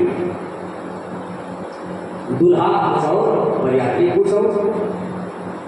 भोलेनाथ समझ गए कि भगवान विष्णु व्यंग कर रहे हैं, तो भोलेनाथ ने इशारा किया श्रृंगी देवी आदि को, अब तो सब भूल भूले जुट गए। अब देखो, जो आपकी सेवा में सदैव रहते हैं, हमेशा आपके सेवक बने रहते हैं, और जब खाने पीने का समय आए, मौज मस्ती का समय आए, उस समय उनको आप किनारे कर दोगे तो उसकी क्या दशा होगी? वो तो सोचेंगे कि भाई दिन रात सेवा मैं करता हूँ, अब खाने पीने उत्सव का समय आया तो हमें तो सिद्धि कहते हैं कि तुम लोग जाओ उधर। अब विवाह तो भगवान को समझ गए इस बात को, भाई शिव जी की शोभा तो तभी होगी जब भूत पूरे साथ में चले, तभी तो बरियात्री की शोभा होगी। जैसे भगवान विष्णु ने कहा, शिव जी समझ गए, और शिव जी भूत प्रेत को इशारा किए, बस सब भूत प्रेत जुटे, एकदम तरह तरह के अन्य देश प्रांत के जुटे। अब अनेक देश भाषा में बात करते हैं, जब अनेक देश प्रांतों में भूत जुटे, अब कैसे कैसे हैं वो स्वामी जी परिचय देते हैं। को मुख विपुल मुख काहू, बिनु कर पद को बहु पद बाहु, विपुल नयन को नयन विहीना, रिष्ट पुष्ट को अति कनखीना। किसी के तो बहुत मुख है, किसी के एक भी मुख नहीं, किसी के बहुत हाथ हैं, किसी के एक भी हाथ नहीं, किसी के बहुत पाँव हैं, किसी के एक, जिसके हाथ पाँव नहीं है वो भी चलते हैं। कैसे? जैसे फुटबॉल चलता है, हाँ पलटी मार करके घूमते हुए वो भी चलते हैं। तो हाँ, अब कोई किसी का मुख कुत्ते जैसा है, हाँ किसी का घोड़े जैसा, किसी का गधे जैसा, कोई काला खून लपेटे हैं, कोई खोपड़ी बजा रहे हैं, भूत प्रेत हैं तो सबको विभत्स। हाँ तब शिव जी ने कहा अब तो बन के अनुकूल बरियात्री हुई ना। शिव जी कह रहे हैं भगवान विष्णु से, अब तो दूल्हा के अनुकूल बरियात्री हुई, अब तो आप प्रसन्न हैं। हाँ अब कहते हैं जस दुल्हू तस बनी बनाता, कौतुक विविध हो ही मग जाता, कौतुक विविध हो ही मग जाता। अब तो बरियात्री पर दूल्हे के रूप बरियात्री हुई ना। आप सब देखो, शिव जी नंदी पर तो बैठे, पर तो उल्टे बैठे, क्योंकि भूत प्रेत सबसे पीछे हैं। अब यदि शिव जी आगे आगे नहीं चलेंगे, भूत सब पीछे हैं, और शिव जी अगर उनको नहीं संभालेंगे तो उनको कौन सा कहाँ उपद्रव कर दे, क्या कर दे? तो इधर नंदी का मुख है, उधर शिव जी अपना पीठ कर लिए, हाँ अच्छा नंदी का पूछ है, उल्टे बैठे, क्योंकि भूत प्रेत को संभालना भी तो है। और बरियात्री यहाँ से चली उधर। गोस्वामी जी वर्णन करते हैं कि जहाँ जगदम्बा अवतरी है भवानी जी, वहाँ की क्या बात व्यवस्था है। अब सहजराज जी अपने परिजनों को बुलाए हैं, नदी पर्वत वन इन सबके देवता होते हैं, अभिमानी देवता, नदियों के पर्वतों के वनों के, वो सब शरीर धारण करके आए हैं, इन सबके देवता होते हैं। देखो समुद्र के ऊपर जब भगवान क्रोध किए तो समुद्र कैसे ब्राह्मण के रूप में आ गए, और स्वर्ग की थाली में हाँ मनिया रत्न आदि लेकर के आए, तो सबकी देवता होते हैं। जगदम्बा जहाँ अवतरी सो पुरवरनी की दाय, रिद्धि सिद्धि संपत्ति सुख नित्य नूतन अधिकार, नित्य नूतन अधिकार। आज रामचरित नहीं, आज तो शिव चरित्र है। हाँ, 9 दिन की कथा में थोड़ी सी यही कथा शिव जी की कथा है, जैसा स्वरूप है शिव जी का। तो उस नगर का कौन वर्णन करे जहाँ स्वयं जगदम्बा अन्नपूर्णा अवतरी है। हाँ, शैलराज जी अपने नगर को खूब सजाए हैं और अपने परिजनों को बुलाए हैं, सुंदर मंडप तैयार हुआ है। अब एक जब शिव जी चले तो एक भजन सुनाता हूँ। जब शैलराज जी के नगर के करीब पहुंचे, हमारे जोगिया हो, हमारे जोगिया, हमारे जोगिया हो, हमारे जोगिया, डिम डिम डमरू बजावेला हमारे जोगिया हो, डिम डिम डमरू बजावेला हमारे जोगिया।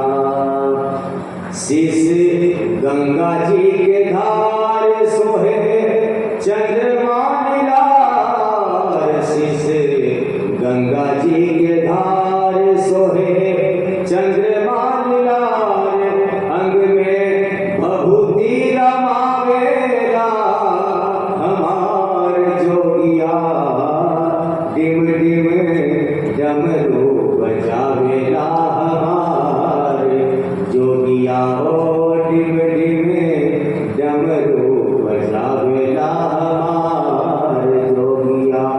पहिरे नागरी पूछाला, हाथे काने पहिरे प्याला, पहिरे नागरी पूछाला, हाथे काने पहिरे प्याला, हरदम राम नाम गावेला हमार जोगिया, डिम डिम डमरू बजावेला हमार जोगिया हो, डिम डिम डमरू बजावेला हमार जोगिया।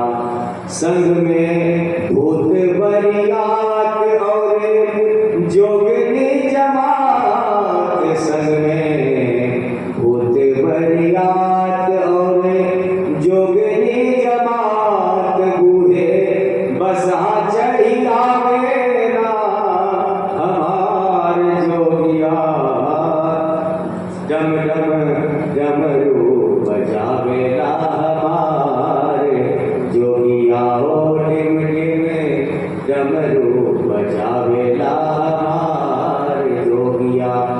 तीनों लोक के जो देवा करे सारा जग सेवा, तीनों लोक के जो देवा करे सारा जग सेवा, शिव शंकर कहावेला हमार जोगिया, डिम डिम डमरू बजावेला हमार जोगिया हो, डिम डिम डमरू बजावेला हमार। सर्प बिच्छू से इसी जी का श्रृंगार हुआ है, गले में भी, हाथ में भी, हाँ कमर में भी। बागंबर को लपेटे हैं पर ऊपर से सर्पों से, क्योंकि वो वस्त्र तो है नहीं, वो सर्पों से बांधे। और मोर जो पहने हुए हैं उसके आगे में जैसे मोर की लगी होती है ना उनकी, हाँ वो मोती आदि से, तो सर्पों से कभी ऊपर नीचे होते रहता, सर्प मस्ती होते नहीं, श्रृंगार किया। और इधर शैलराज जी उस घराती जनों को जैसे नगर में प्रवेश करते हैं पहले यात्री, तो नगर में प्रवेश करते समय ही उनका एक बार स्वागत किया जाता है, फिर वहां से सज धज करके सब नगर में प्रवेश करते। पहले तो नगर में प्रवेश करते समय ही कहीं भी हो बरियात्री का स्वागत होता है, फिर द्वार आकर के जहाँ वनवासा होता है वहाँ फिर स्वागत हो गया। तो सहजराज जी कुछ अपने परिजनों को भेजे बरियात्री के स्वागत के लिए। तो जब देवराज इंद्र को देखा घराती जनों ने, तो घराती जनों को लगा अरे यही दुल्हा है क्या, तो ऐरावत पर सवार इतना सुंदर। हाँ, तो घराती जनों ने पूछा महाराज आप ही दुल्हा हो क्या, दुल्हा राजा? काफी नहीं बात कौन हो? काफी महाराज का सेवक। देवराज ने कहा मैं सेवक। तो फिर आगे बढ़े, कुबेर भी, उनसे भी पूछा गया आप कौन है? कहा मैं भी उनका सेवक। कुछ दूर और बढ़े, आगे बढ़ते सबसे पीछे में शिव जी। पहले देवताओं को देखे तो घराती जन प्रसन्न हो गए। जब मित्र, जब भगवान विष्णु को देखा तो सब कहने लगे अरे यही दुल्हा है। हाँ, जब भगवान विष्णु को देखा तो घराती जन कहने लगे दुल्हा तो यही है। हर से सुर से देवताओं को देख कर सभी प्रसन्न हो गए, लेकिन हरि देख अति भय से खाता। भगवान हरि को देखकर तो अति प्रसन्न हो गए, प्रसन्नता की सीमा नहीं रही। हर से सुर से निहारी हरि देखी अति भय सुखारी। हरि देखी अति भय सुखारी। भगवान विष्णु को देख करके तो सब नाचने लगे कि दुल्हा इतना सुंदर है। तो आकर के पूछे महाराज हाँ आप ही दुल्हा? नहीं मैं तो उनका मित्र हूँ। तो आपस में कहने लगे तो मित्र इतने सुंदर हैं, सब उनके सेवक कितने सुंदर, दुल्हा कितने सुंदर होंगे। तो भगवान ने कहा कि बेटा कुछ देर के बाद पता चलेगा कि दुल्हा कितने सुंदर है, तब पता चलेगा। कुछ देर के बाद जब शिव जी आए और देखा भूत प्रेत को। अच्छा, जब कोई उत्सव होता है गाँव में तो छोटे छोटे बच्चे सबसे पहले वही आगे बढ़ते। कोई उत्सव हो, देखो विवाह शादी में कि छोटे बच्चे बहुत प्रसन्न होते, खूब उछल कूद करेंगे, खाने को अच्छा मिलेगा, दर्शन नाचने को भी मिलेगा, खाने को मिले, बच्चे बहुत उत्साहित होते। तो बच्चे जो थे वहाँ के सब पहले वहाँ पहुँचे। जब बच्चे ने भूत प्रेत को देखा तो बच्चे की ये दशा हो गई, गिरते पड़ते हुए सब रोते फिरते हुए जैसे जैसे प्राण बचा करके भागे। हाँ भागे और आकर के माँ की गोद में सब छूट गए बच्चे। बच्चों की दुर्दशा हुई, उन्होंने तो सुसु कर दिया, बच्चे को तो होश नहीं रहा। उस भूत प्रेत को लेकर के अच्छे लोगों की दुर्दशा हो गई। कुछ ही जो ऐसे थे धैर्यवान वही समझ के रह पाए, लेकिन सबकी दुर्दशा हो गई। बच्चे को व्याकुल हो गए, प्राण बचा करके भागे, आके माँ के आंचल में छुप गए। माताएं पूछती हैं कि लाला जीजा जी कैसे है? जीजा तो पहले तो बच्चे को होश ही नहीं, कहीं वो भूत प्रेत यहाँ में चला आवे, हाँ यहाँ करके ना पकड़ ले। बच्चे बहुत डर गए और बहुतों की दुर्दशा हो गई। हाँ, जैसे तैसे सब। तो कुछ देर के बाद जब बच्चे होश में आए, माताएं पूछती हैं कि अच्छा जीजा जी कैसे है बताओ। तो बच्चे कहते हैं माँ जीजा जी को देखने के बाद तो जीने का मन करता है, पर इन्हें देख कर तो जीना मुश्किल है, इन्हें जीजा जी कौन कहे। हाँ, इनको देख करके तो कोई हाँ कहीं प्राण ना त्याग दे। तो माताओं ने समझाया कि देखो सीजन ऐसे होते हैं। और ये तो बच्चे की दशा हुई। हाथी घोड़ा जो गए थे, रथ आदि हाथी घोड़े सबको भेजा था बरियात्री के स्वागत के लिए। जब उस भूत प्रेत को घोड़े हाथी ने देखा तो सब उल्टे दौड़ने लगे। जब ये हाथी आदि भड़कते हैं ना, तो जब उन्हें आगे दौड़ेंगे ये सब बैक गियर में चलने लगे। घोड़े हाथी सब उल्टे दौड़ने लगे। आप देखो, मैं नहीं कह रहा, मानसकार कह रहे हैं। हाँ, सुर समाज सब भांति अनुपात नहीं बनाते।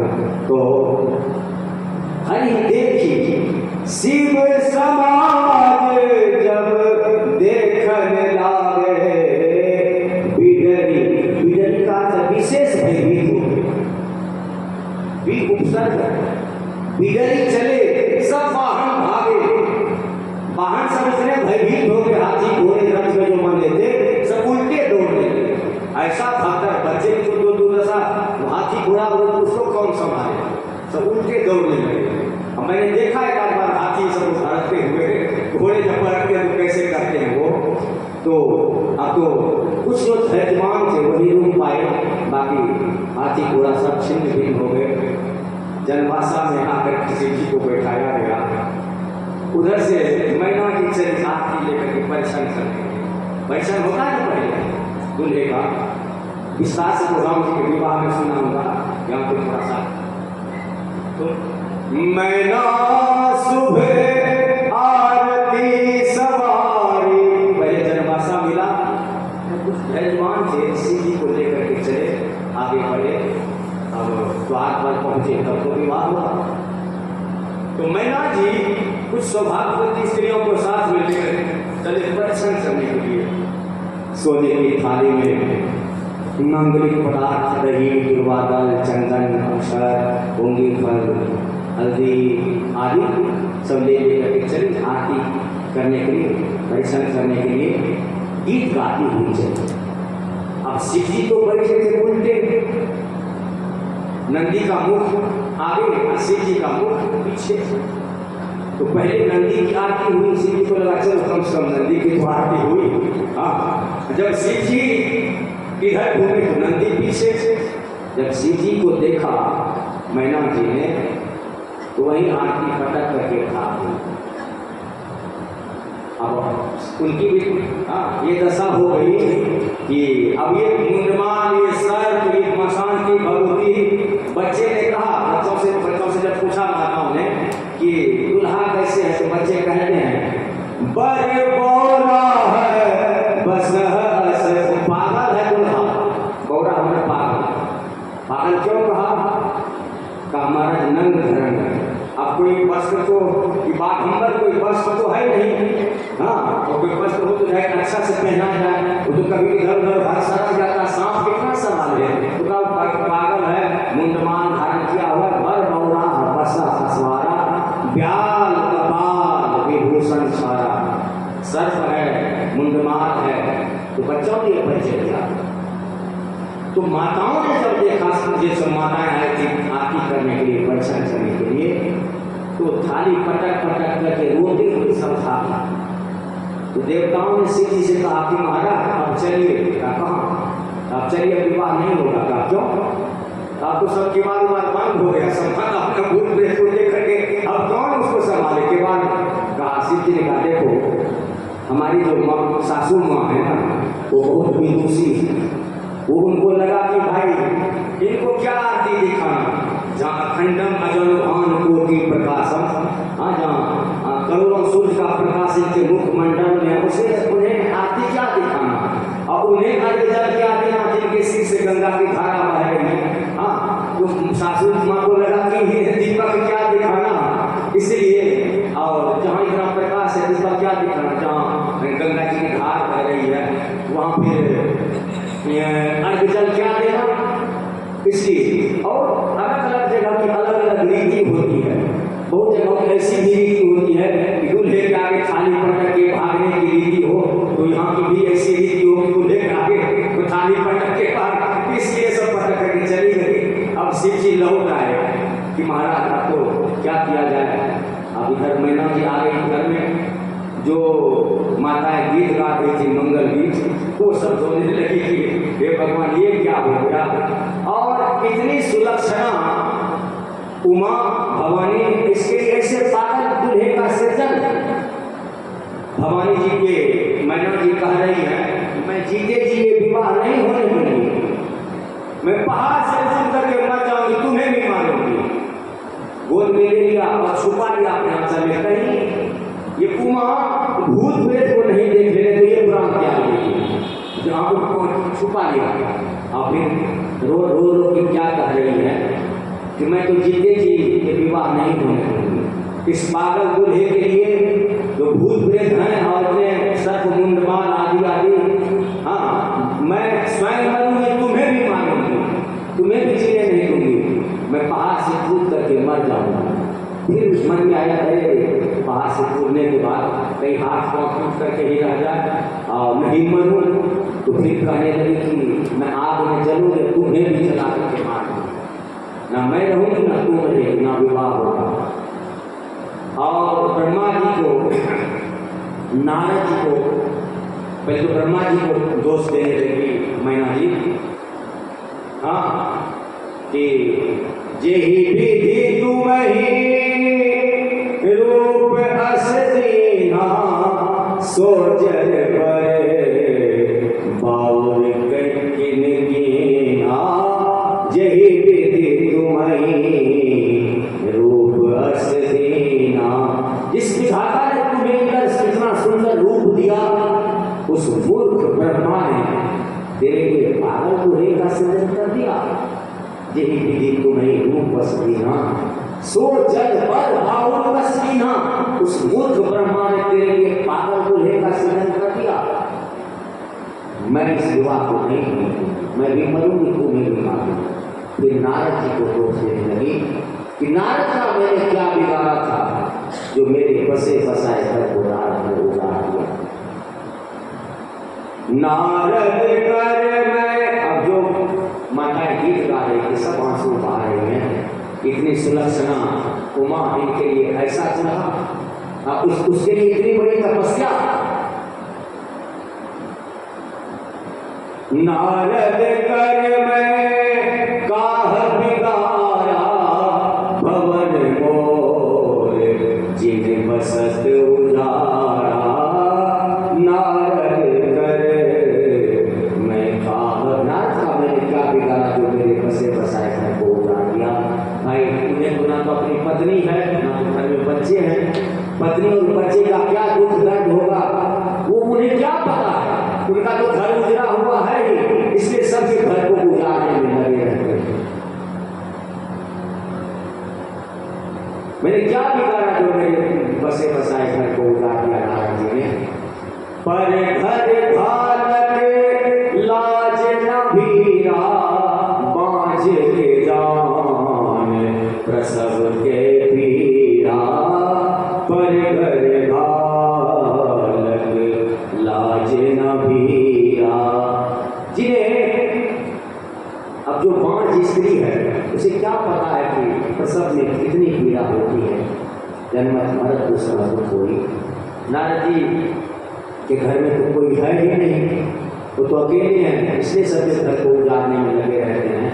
हाँ, जब नारद जी को दोष देने लगी मैना माँ, तब भवानी जी से नहीं कहा गया कि माँ क्यों किसी को दोष दे रही हो, मेरे भाग में जो लिखा है उसे कोई नहीं टाल सकता। नारद जी ने तो मेरे भाग की रेखा पर कहे कहा। नारद जी ने क्या किया, नारद जी गुरु जी है ना, मैना जी के गुरु हैं, तो गुरु पर हाँ ये कुछ अपशब्द कहना या उनमें दोष दृष्टि रखना ये शिष्य के लिए उचित नहीं है। तो जवाब देने लगी भवानी जी की, नारद जी को क्यों व्यर्थ दोष दे रही हो, मेरे भाग में अगर दुख ही लिखा है तुम सुख दे पाओगी क्या। सुख दुख जो लिखा लीलार हमरे, जाओ जहां पाओ कहीं। मेरे भाग में अगर दुख ही लिखा है माँ, हमें तो भोगना ही पड़ेगा। अब विवाह का सारा कार्यक्रम रुक गया, इतने में नारद जी का आगमन हो गया। नारद जी पहुंच गए। नारद जी ने कहा कि मैना जी से, जैसे आप अपनी बेटी मान रही हो ना, हाँ ये जगदम्बा, ये तुम्हारी कन्या नहीं तो जगत की माता है। जग पालन जग संभव पालन लयकारिणी, निज इच्छा लीला पपुधारिणी। जग संभव पालन लयकारिणी, जग ये सृष्टि का सृजन करती हैं और पालन भी करती हैं और संहार भी करती हैं। जग संभव पालन लयकारिणी, निज इच्छा लीला पपुधारिणी। अजा अनादि शक्ति अविनाशिनी, सदा शंभु अर्धंग निवासिनी। अजन्मा है, सदा से ही सिद्धि की अर्धांगिनी है। पहले भी इनका विवाह हुआ था सिद्धि से, ये सती रूप में थी। पूरा इतिहास सुनाया पीछे की कथा नारद जी ने कि ये सहज देखिए, अभी तो आपकी कन्या हुई है, आपके यहाँ बनती है, पहले ये माया थी और शिव जी से ही इनका विवाह हुआ था। शिव जी भगवान के चरित्र पर इन्हें संदेह हो गया कि राम जी ब्रह्म नहीं है, कि तो माया के वशीभूत हैं, माया में लिप्त हैं, यह विनाशी नहीं है। शिव जी ने समझाया कि देवी हमारे भगवान जी हमारे इष्ट हैं। भगवान देवताओं को सुख देने के लिए, गौओं को सुख देने के लिए, भूभार हरण करने के लिए, ब्राह्मणों को सुख देने के लिए भगवान तरह तरह की लीला कर रहे हैं। पर इनके बाद इनके मन में वो बात समझ आई नहीं और शिव जी के समझाने पर ये नहीं समझ पाई। शिव जी के मना करने पर भी परीक्षा लेने के लिए चल पड़ी। आने के बाद भगवान की माया के कारण झूठ बोल गए कि मैंने परीक्षा नहीं ली। शिव जी ने इन्हें त्याग दिया, पत्नी भाव का त्याग किया और उन्होंने अपने पिता दक्ष के यज्ञ में अपने शरीर को त्यागा और वही सती जी आपकी कन्या हुई है।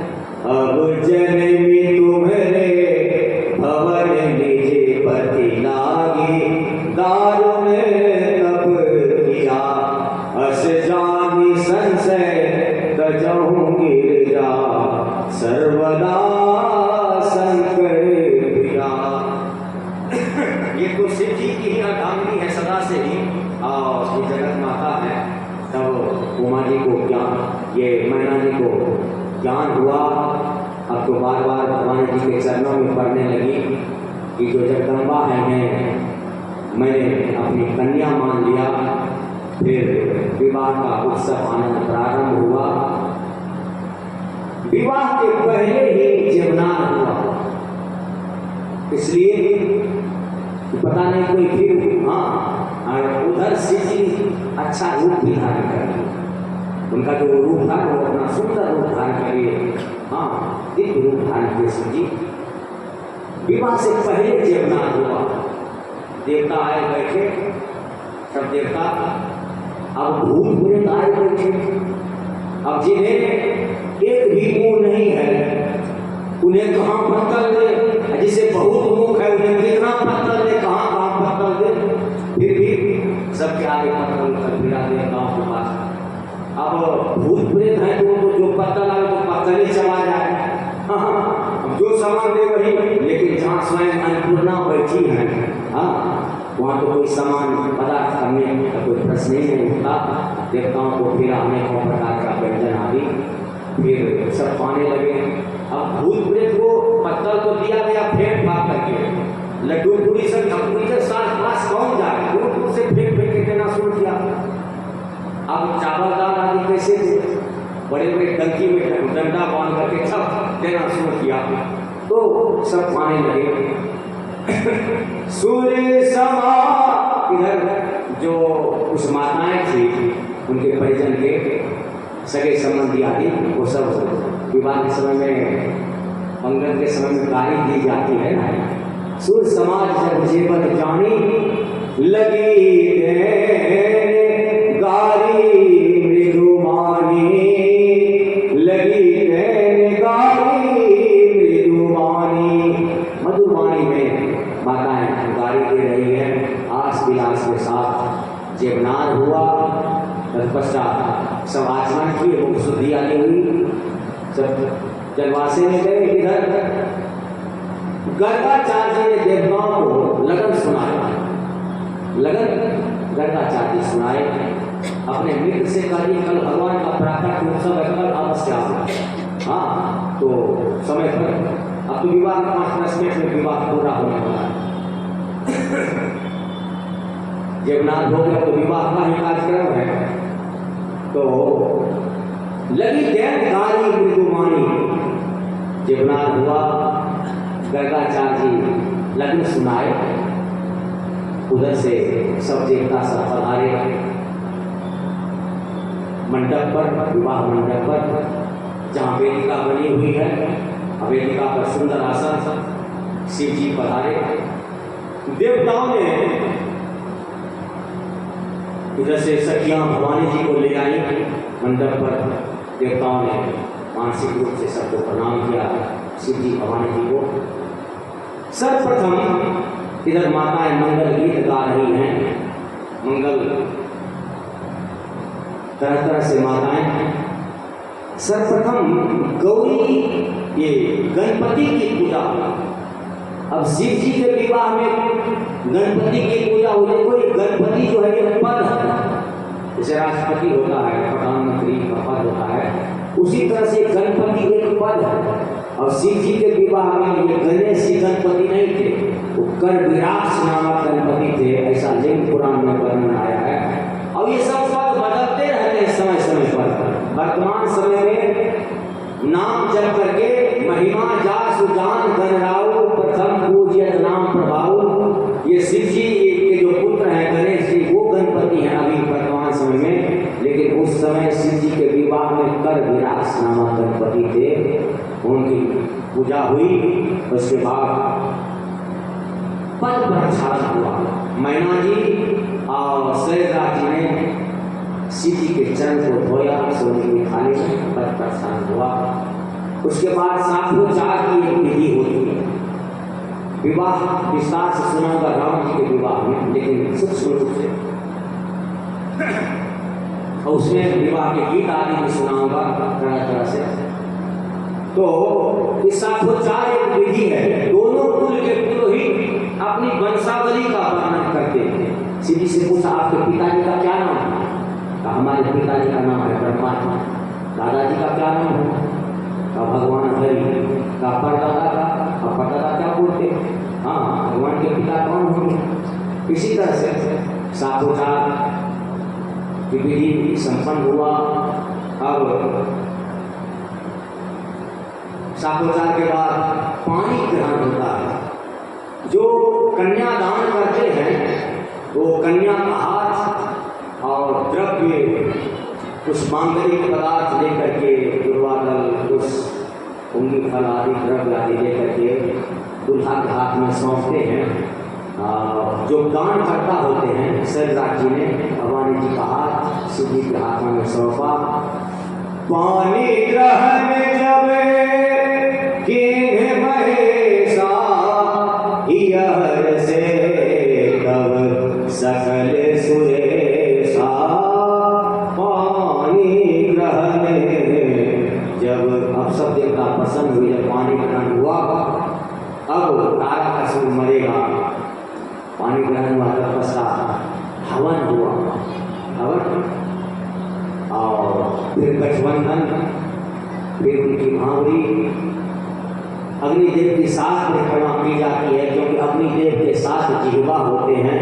और विवाह में वर वधू के समक्ष अग्निदेव साक्षी होते हैं। और इस विवाह में जो प्रतिज्ञाएं होती हैं वर वधू के समक्ष, उस पर वो अग्निदेव भी साक्षी रह करके हाँ हाँ कहते हैं। तो अग्निदेव पहले तो हवन हुआ, फिर गठबंधन, फिर भांपड़ी हुई। तत्पश्चात अब शिव जी भवानी जी के मांग में सिंदूर दे रहे हैं। हर गिरजा कर माताएं मंगल गीत गा रही हैं और सब उत्सव मना रही हैं। देवता पुष्प वृष्टि करें, देवता अनेक रूप धारण करते हैं, विवाह में भी आए और ऊपर से पुष्प बरसाते हैं। हर गिरजा करे भयऊ विवाहो, सकल भुवन भरी रहाऊ छाऊ। हर गिरजा कर। और सबसे पहले जब शिव जी बैठे तो रघुनाथ जी को स्मरण किया। हृदय सुमेरी प्रभु रघुराई। जब मंडप पर बैठे शिव जी सर्वप्रथम ब्राह्मणों को शिव जी ने प्रणाम किया और राम जी को स्मरण किया। राम जी को विवाह में पहुंचे नहीं थे, तो विष्णु भगवान बैठे और अपने इष्ट को कोई भी भक्त होते हर समय अपने इष्ट को स्मरण करते। कोई विष्णु मंगल कार्य करते तो भी पर आपकी कृपा बनी रहे।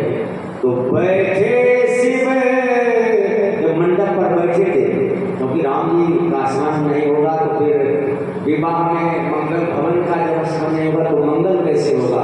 भगवान को मंगल के धाम है, मंगल भवन मंगलहारी, दशरथ अजीर बिहारी। तो मंगल भवन का स्मरण नहीं होगा तो मंगल कैसे होगा?